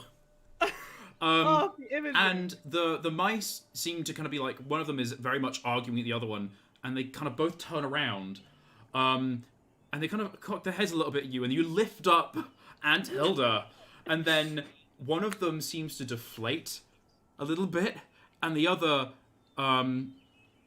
immediately starts very angrily like walking over around the board towards the cliff face, the bottom of it.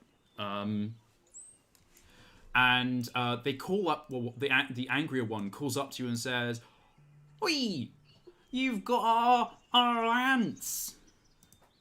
That I do indeed, friend. We have found them on the path.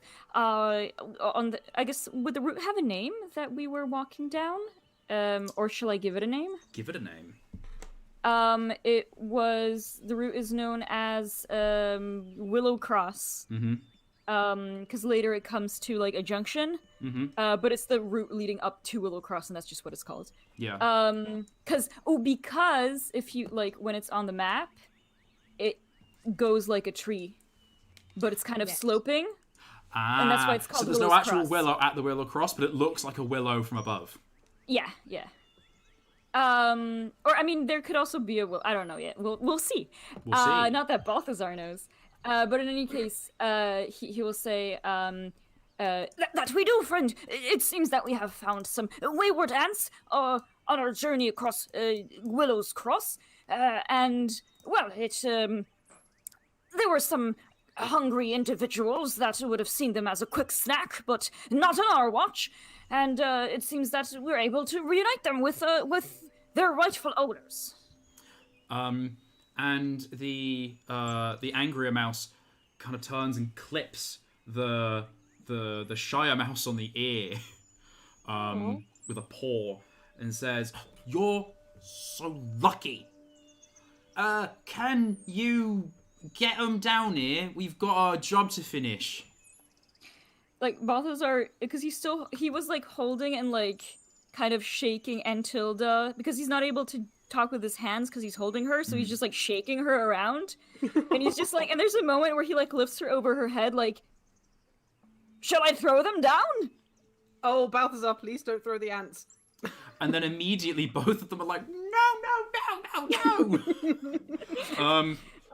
And they kind of pause and talk for a little bit, and then say, "There's a path. If you go north round this cliff, you'll get to a ledge down. Or if you got rope, maybe you could get them down that way." Do I have anything that might be useful? Balthazar's, like, looking at Antilda, just like, I thought ants can just walk on walls. Can I not just point her at you and she'll go to her beloved owners? No, they follow the one with the scent gland on them. That's me! I think Pip is gonna step in here and just say, "Okay, we're gonna make them follow us round the cliff, and we'll come down to meet you." So I think she's sort of gonna try and, like, gesture to Balthazar to follow her, like, following the mouse's directions. Like, okay, we'll go round and we'll walk the ants down to them, just so we don't throw ants off a cliff. Balthazar will like look at Antilda and say, "Well, we'll take the scenic route," and put her down back behind him and follow Pipistrel. Okay, so we're gonna follow the mouse's advice and go round, go to the point where we can actually, like, walk down into this sort of basin-y bit towards the ball. So you start to move through the undergrowth, which is much thicker here. And occasionally you have to sort of, like, shove a piece of rotted bark or a stone out of your way to sort of make the path. So I'm going to quickly draw on here. It's sort of like this is the kind of the curving area here. So there's, like, this larger slope around the side that's much easier to get down. And you're kind of moving through the foresty tree bits along this sort of bowl, if that makes sense. Yeah, okay, so this is like it's almost like a, I forget that geographical formation, never mind. There's one specific way that it's called where it's like, The words and the stuff. The words and the stuff, the English language, love it, know it, good, yes. Did you guys know that I do the words real good, like? Me not know English? Impossible. Impossible. Impossible. So, you are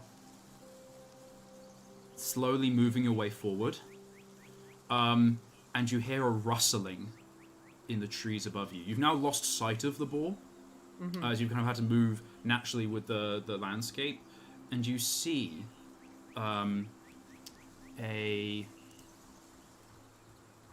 you see the bushes kind of rustling, and you stop and pause. Oh, that better not be those birds coming back for a free snack.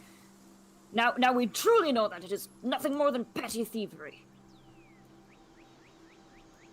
The rustling of the bushes stops. Uh-oh. What do you do? I think Pip is going to gesture to Balthazar to be quiet, just like a kind of like a waving of the hand, like shh. Not What? angrily, not like Balthazar, shh. But she's just gonna kind of gesture to him to be quiet, just for a minute, just to see if the rustling starts again. Does the rustling start again? I would like you guys to both make cunning rolls for me. As you try and pause. Come on, One might say hide. I feel like would my... I don't know if he's stubborn about this yet. No, he's just like kind of a... Because I was wondering if I should get disadvantage on this, but it's not like he's he's not incentivized to hide. He's fine with the roll, so I'll do a straight roll. Yep. Oh god. I have 1 in a 4 chance to succeed. This is I have deliberately made this choice, and yet I mean, here I am still. It fits so perfectly with his character. It is though. He's the hijinks boy. He is the hijinks boy, and I love him. So Balthazar, I feel like instead of remaining quiet, instead maybe you might be ranting more at this. yeah. Just I mean, we like steady down, and he's just like, I tell you, like, if it's those birds again, I will show them what for. We have fought boys. What is a bird to a toad, truly? He's just like being like an old man, even though he's young, but he's an even old man. Pokes out of the bush, and at first it's just a little tip, and you're like, oh, I can take that, and then the beak gets bigger. Oh, I can take that. It is dark and sleek, and I can almost take that. like a waxy sheen, and then out comes the head of a crow from the bush, looking down at you with keen, beady eyes. I can take that. The crow looks at you and says, it kind of cocks its head slowly and says, I wasn't really fancying boar today. It's rather gamey. I prefer things a little warmer. How do you do? So, Balthazar doesn't think that the crow's talking about him. He thinks the crow's talking about the ants. Oh He god! steps in front of the ants once again and says, "My good sir, no, not good sir. My good fellow, I do not care if you are a pigeon, a tit, or a crow. I cannot allow you to eat these ants." And make a willpower roll. Oh lord! Would Undaunted count for this? Yeah, you're facing, like, you don't even know that you're in danger. Dinosaur.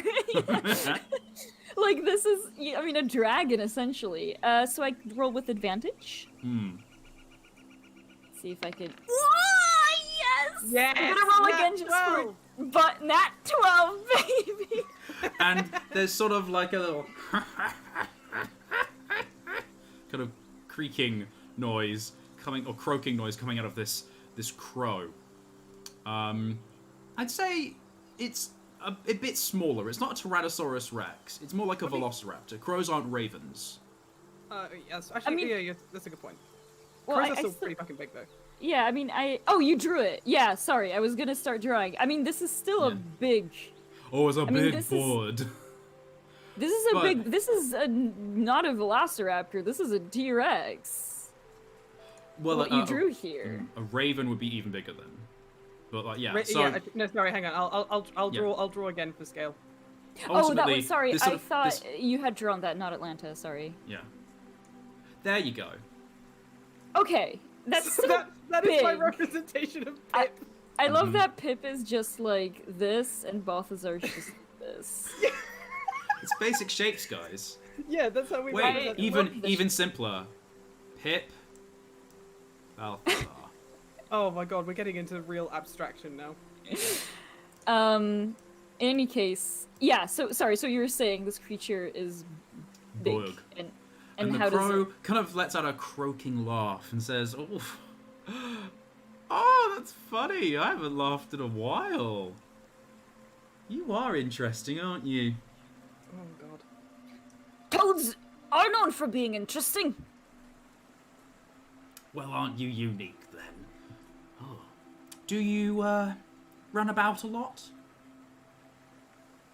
Where are you from? I think Yeah, I think before Balthazar can say anything else, Pip is going to kind of like stand in front of him, stand in front of Balthazar. I was like, good Sir Crow, we're merely passing through today. We are merely trying to return these answers. She's deliberately not going to answer his question of like what their names are or where they're from. Which, if you would be so kind as to let us pass, we did see some wonderful berry bushes nearby that might satiate your hunger if you're particularly hungry. Sort of very pointedly being like, please don't kill us and eat us. And the crow turns its head from you, Balthazar, to you, Pipistrel, and looks deep into your small bat eyes. It says, a little leathery, but there might be some flesh on those bones. Tell me, do you fly a lot? Or are you more to want to stay at home? But alas, dear Sir Crow, I was born with a slight problem, and she kind of lifts up her right wing, and she said, I have never been able to fly, and my wings are therefore useless and scrawny. She sort of wink wonks slightly to Balthazar. Can like, I roll to see if Balthazar understands that she's lying? Yes, I would say make a cunning roll to try and get the influence of the situation. No! Do I roll with disadvantage? No, just straight roll, because it's bad enough. Oh, God. Fuck. It's a complication. I'm gonna say you're completely shocked. You're like, you never told me you couldn't fly. Yeah. Well, do I say that out loud, or is this just my... Or am I basically kind of... The complication is that I say that? I think the complication is that you say that. Yeah, okay, so he looks at Pipistrel and says, I didn't know that. You can't fly at all. Do I have the wrong bat? That I'm escorting? Balthazar, you're so funny. She laughs. So, you sweet thing, you must be confusing me with that other bat that you met before.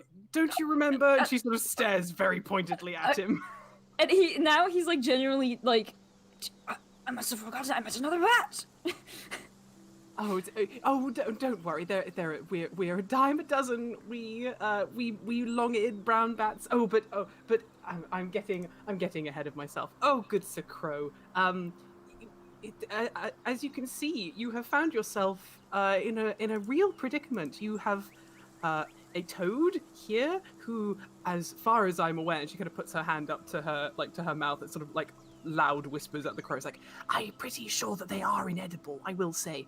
And then she, you have an inedible toad here, and also a scrawny bat with really no meat at all, nothing good, hollow bones and leathery wings, really very unappetizing, I can assure you.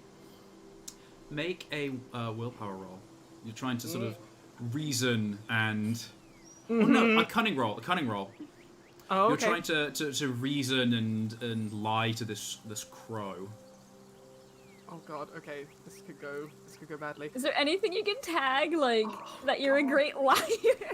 See, I mean, I can imagine that Pip she would probably, when she gets caught in places that she shouldn't be, she probably is quite a good liar, but I haven't got that as a skill yet. So I'm just gonna have to do a straight roll and hope for the best. Oh, thank fuck. Just barely. The crow sits a little back. It seems to kind of it's half of its body is now poking out of this bush at you. It kind of leans back and says, "Fine. I shan't deal with the hassle of having to peck whatever it is that is left on you to eat." You guys go. attack one of those tits then. And sort of slowly goes back into the bush and rustles, and then the flaps away. I think Pip, in a sort of nervous state, is like, sort of yells out, is like, "Thank you, good Sir Crow!" And then sort of like, ears down, sort of sits on the floor for a minute, like, "Oh God." Balthazar is kind of like, was looking intently as it was leaving, and then kind of something dawns on him, and he says, I say, was that crow implying that it would eat us?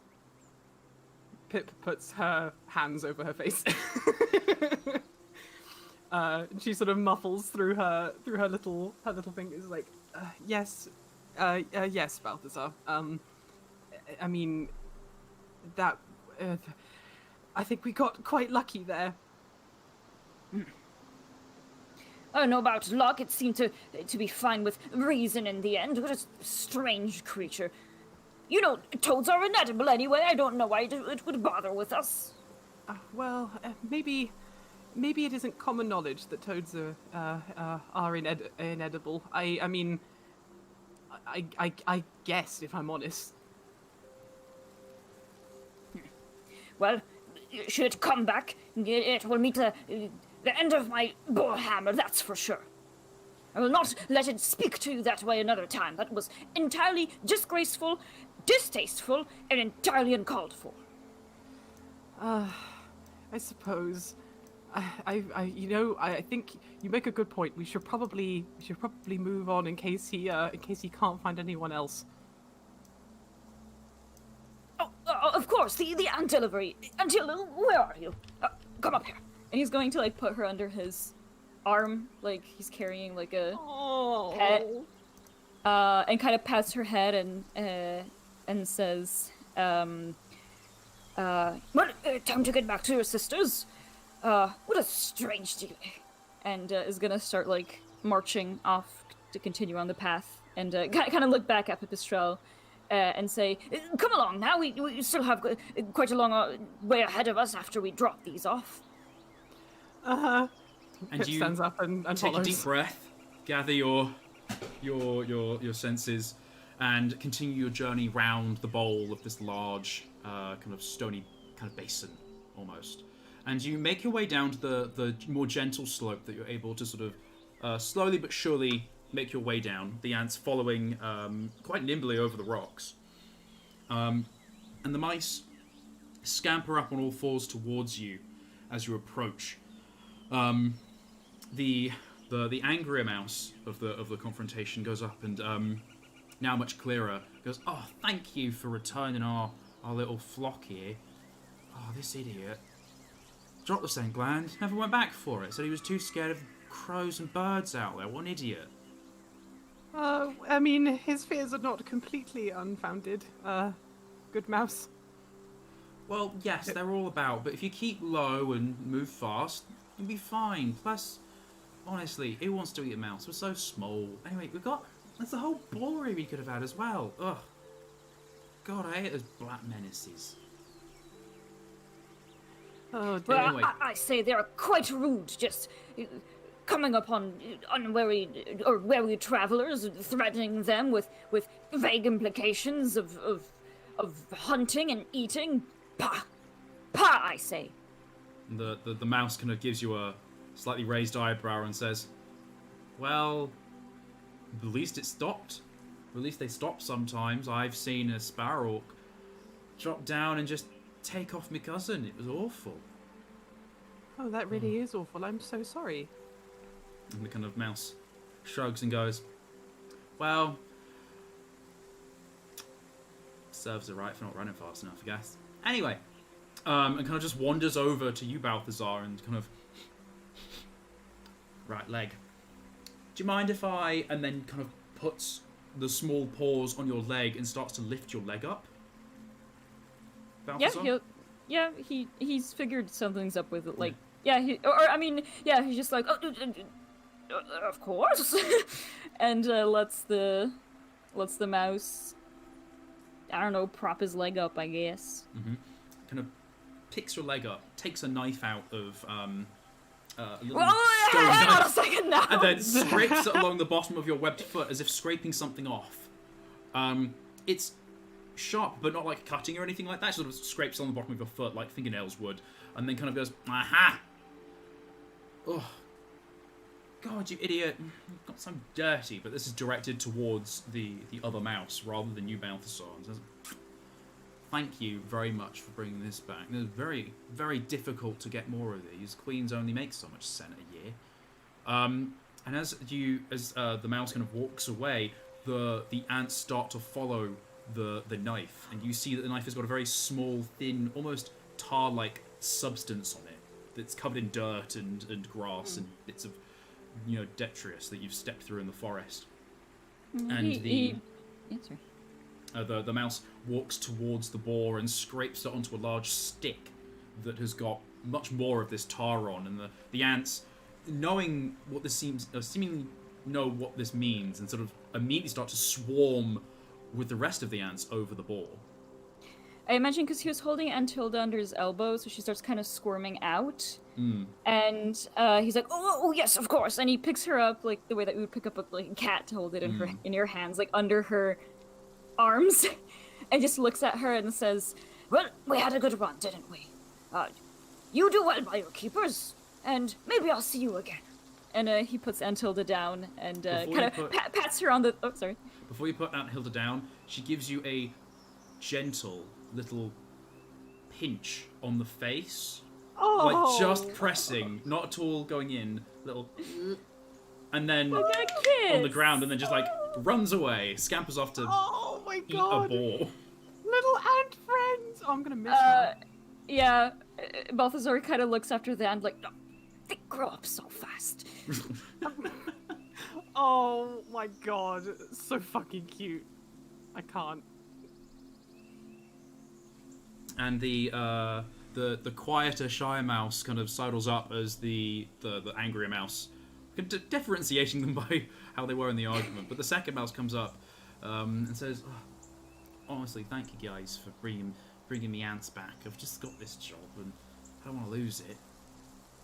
Oh, it's our pleasure. We knew when we saw them that they must belong to somebody. There's no way that ants would just wander around like that in the open if they didn't have a scent gland nearby.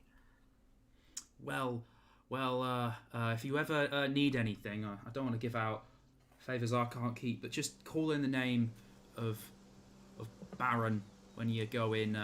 If you ever need any help from the Colony Guild, just say Baron sent you, and I'm sure that'll do something. That is if I still have a job. And he kind of laughs a little nervously. We will remember that. Thank you very much, Baron. And gives you a little nod and says, I got to get back to work. If Jewel will let me, I'll probably have to take the next lot back towards the Ive, and then I'll be back and forth and clearing up this mess. And you look at like the boar, which now you're looking at, it's like mostly like bones with like skin. A lot of the insides have been completely taken. There are bite marks all over it. There are ants swarming, and it's almost like this massive fleshy cavern.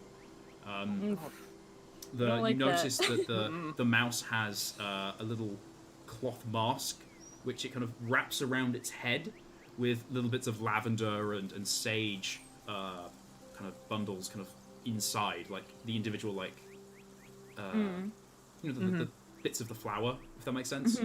Yeah. And kind of wraps it and kind of ties around and goes, well, I will get back to work. Well, thank you again.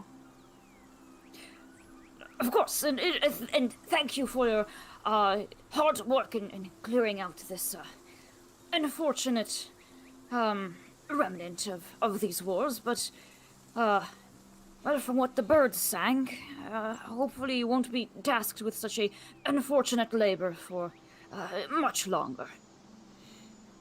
And the Baron kind of bows and says, yes, well, to be honest, I like getting out and about. I wouldn't want to go back to working in the sewers again.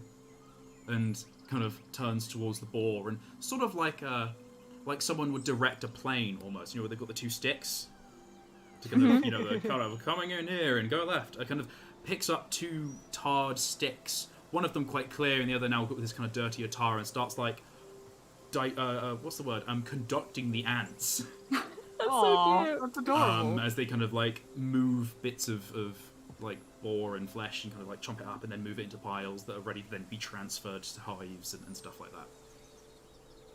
That's And delightful. Mm-hmm. I think that is a good place to end this scene. Aw. Yeah. So, Oh, let's find out what our bearing was. yeah, so this happens at the end of each scene.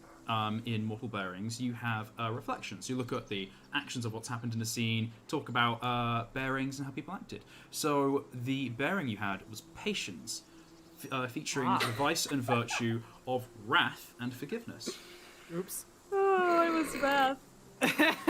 So, Let's yeet this ant down this cliff. Oh my god. so in some ways, I think you were patient in general. I think you had the virtue of forgiveness because you talked with the birds when they were trying to eat the ants, and you talked with the crow. But also, I feel like there are a lot of elements of wrath in there as well, where I you think were they were just from like, I'm gonna Balthazar. beat you up, and don't you dare eat those ants, these are my children now. And a lot of assumptions going on. Oh yeah, Balthazar is full. He only has assumptions. He has no experience to go off of. Oh So my I God. think, Balthazar, you will have shifted to neutral from virtue, because at the end, in a reflection, you either reinforce your bearing.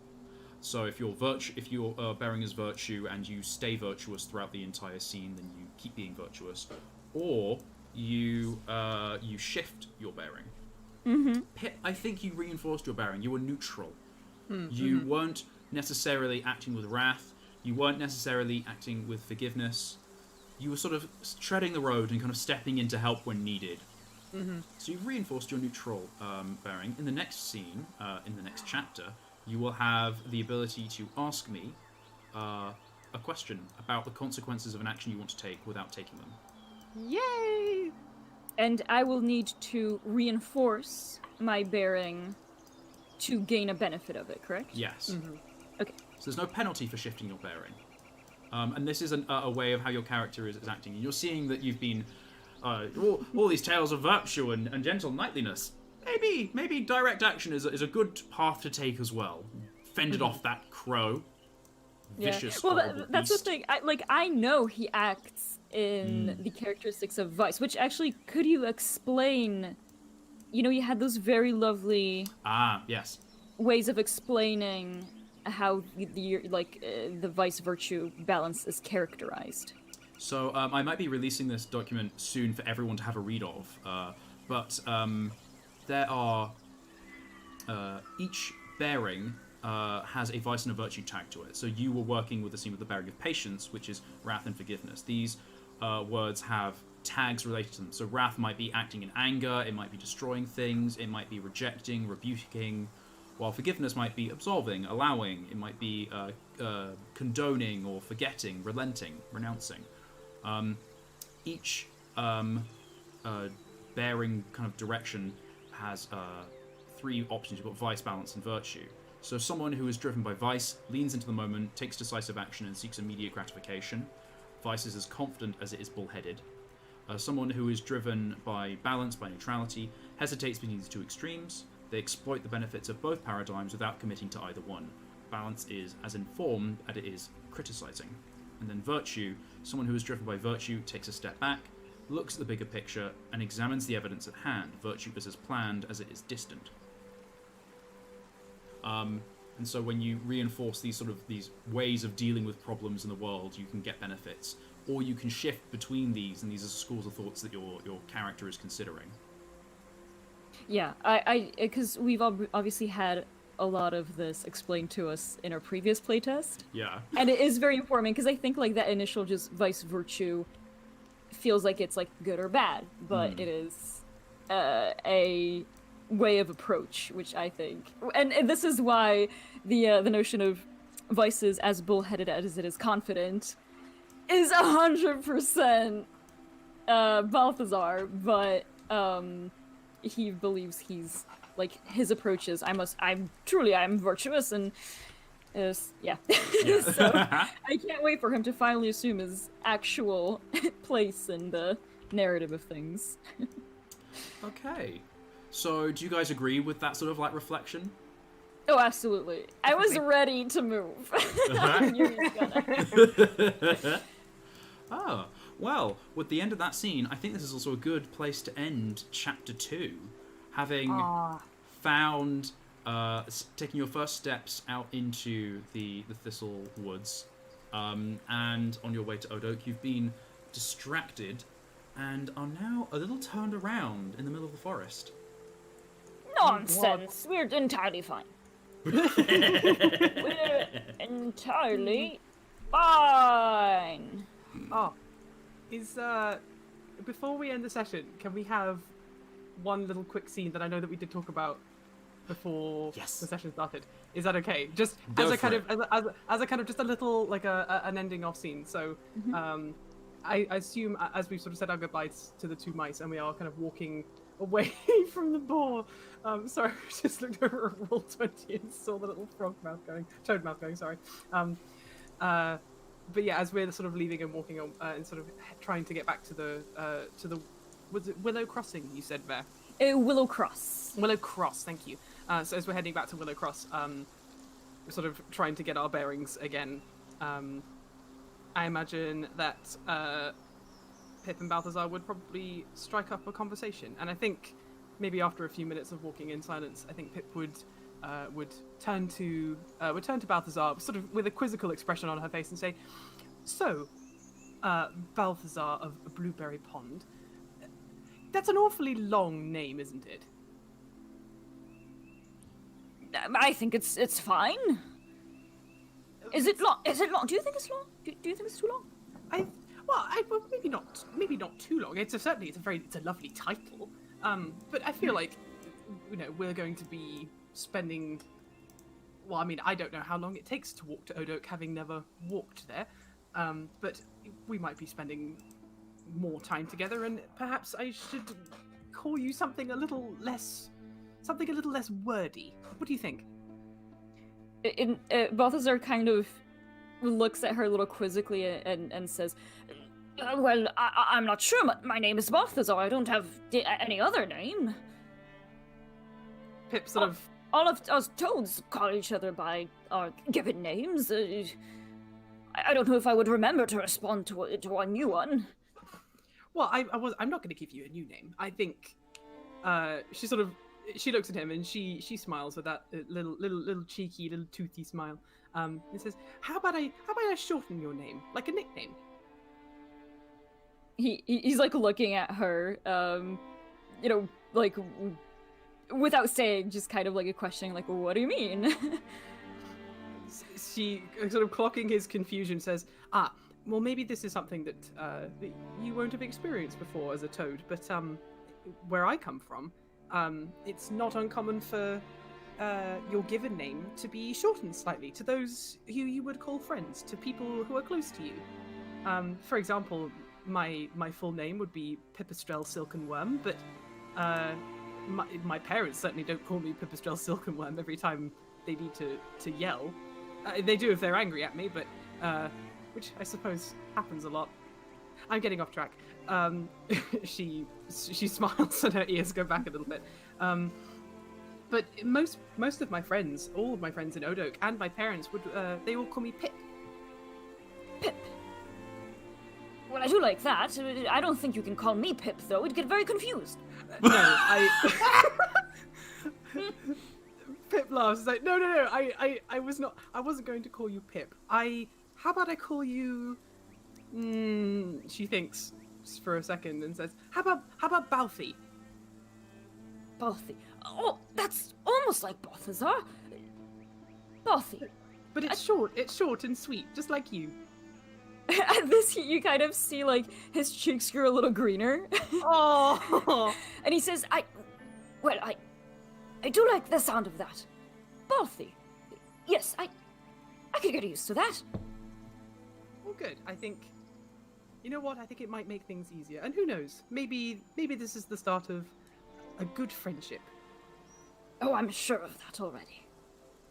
Oh, imagine that they sort of they carry on walking along the road, enjoying the summer sun in the day that's coming through the leaves. Oh, cute. Mm-hmm. Okay. Well, I think this is a good place to end Chapter 2 of Beast Fables. We will be returning next week for Chapter 3. Ooh. On Wednesday at 12:30, the regular time. A little shimmy. Indeed. Yes, I hope you guys have enjoyed this fun little episode. I'm Brian. I use he, him pronouns. I run Dungeons on a Dime, which is a publishing imprint that makes accessible role-playing supplements and games, like Adventures on a Dime, the system we've been playing. There's a full, awesome character sheet up on Roll20, who are our gorgeous, delicious, amazing sponsors of this We love you, show. Roll20. Mwah. Thank you, Roll20. There is a link in the description of this video as well, where you can easily sign up for a free account and get this free character sheet. It's all fancy. You can select dice things, you can click things to roll them, you can add items, you can take them away. It's all just draw. fun. You can draw wonderful, terrible art like we have been doing this entire session. Yes, you can draw a bat. Yes, because that green thing on the Oh, screen is gosh. definitely a bat. That is a version of Pipistrel that I'm excited and terrified to behold. Gonna give She just- Pipistrel some cat's eyes. There you go. Nice. She just gets mad. She gets angry. Angry. Angry. Fluff. Yeah. She are fuzz. We're getting off track here, sorry. Yes, we are ending the show. Shall we? Yeah, fair. Please reintroduce yourself for everyone at home. Indeed. Once again, I am Ver. You can find me on social media, on Twitter as Verface, on Tumblr Sticks and Sharks, and also on Patreon as Verface, once again. I suppose that's about it for my outro. Once again, Brian, thank you very much for making this game happen, and I'm very excited for its continuation next week. Fantastic. And Atlanta, last but very much not least, please reintroduce yourself. I guess good afternoon again. I'm Atlanta. I use she, her pronouns. I make art sometimes, occasionally, when I feel like it. And you can find me on Instagram at alpaca_scribbles. You can find me on Twitter at alpacascribbles. You can also find me on Patreon at alpacascribbles. Mostly, I am an alpaca who scribbles a many a thing, so you'll find me somewhere on the internet, where I make more wonderful art, like the terrible drawing I just did of Balthazar. I love it. You make it so kawaii. I make him a soft boy. I'm sorry. I know. He is a soft boy. He's a soft boy in armor. He's a blueberry in armor, essentially. He is a blueberry in armor. He's a wonderful chap, and I have all the time in the world for him, and I love him dearly. And I love this game. And Brian, I should also reiterate, thank you for putting this game together. It's so fun. I'm so excited about this world and these characters and everything that we're doing. And it's all good things. I was busy drawing a hammer. Okay. Well, we will see all of you very soon, and hope you have a fantastic week. So that's a bye for now from everybody here, and goodbye, everyone. See you soon. Don't forget to share, like, subscribe, hit bells. Oh yeah, do all that stuff. Do all that rubbish. Yeah. Help this show grow, because we love it and we want more people to experience it as we do, because it's really fun. Yes, we're picking up speed. We're on the road. There have been ants. There will be more things. It's gonna be fun. Anyway, see you soon. Bye. Bye.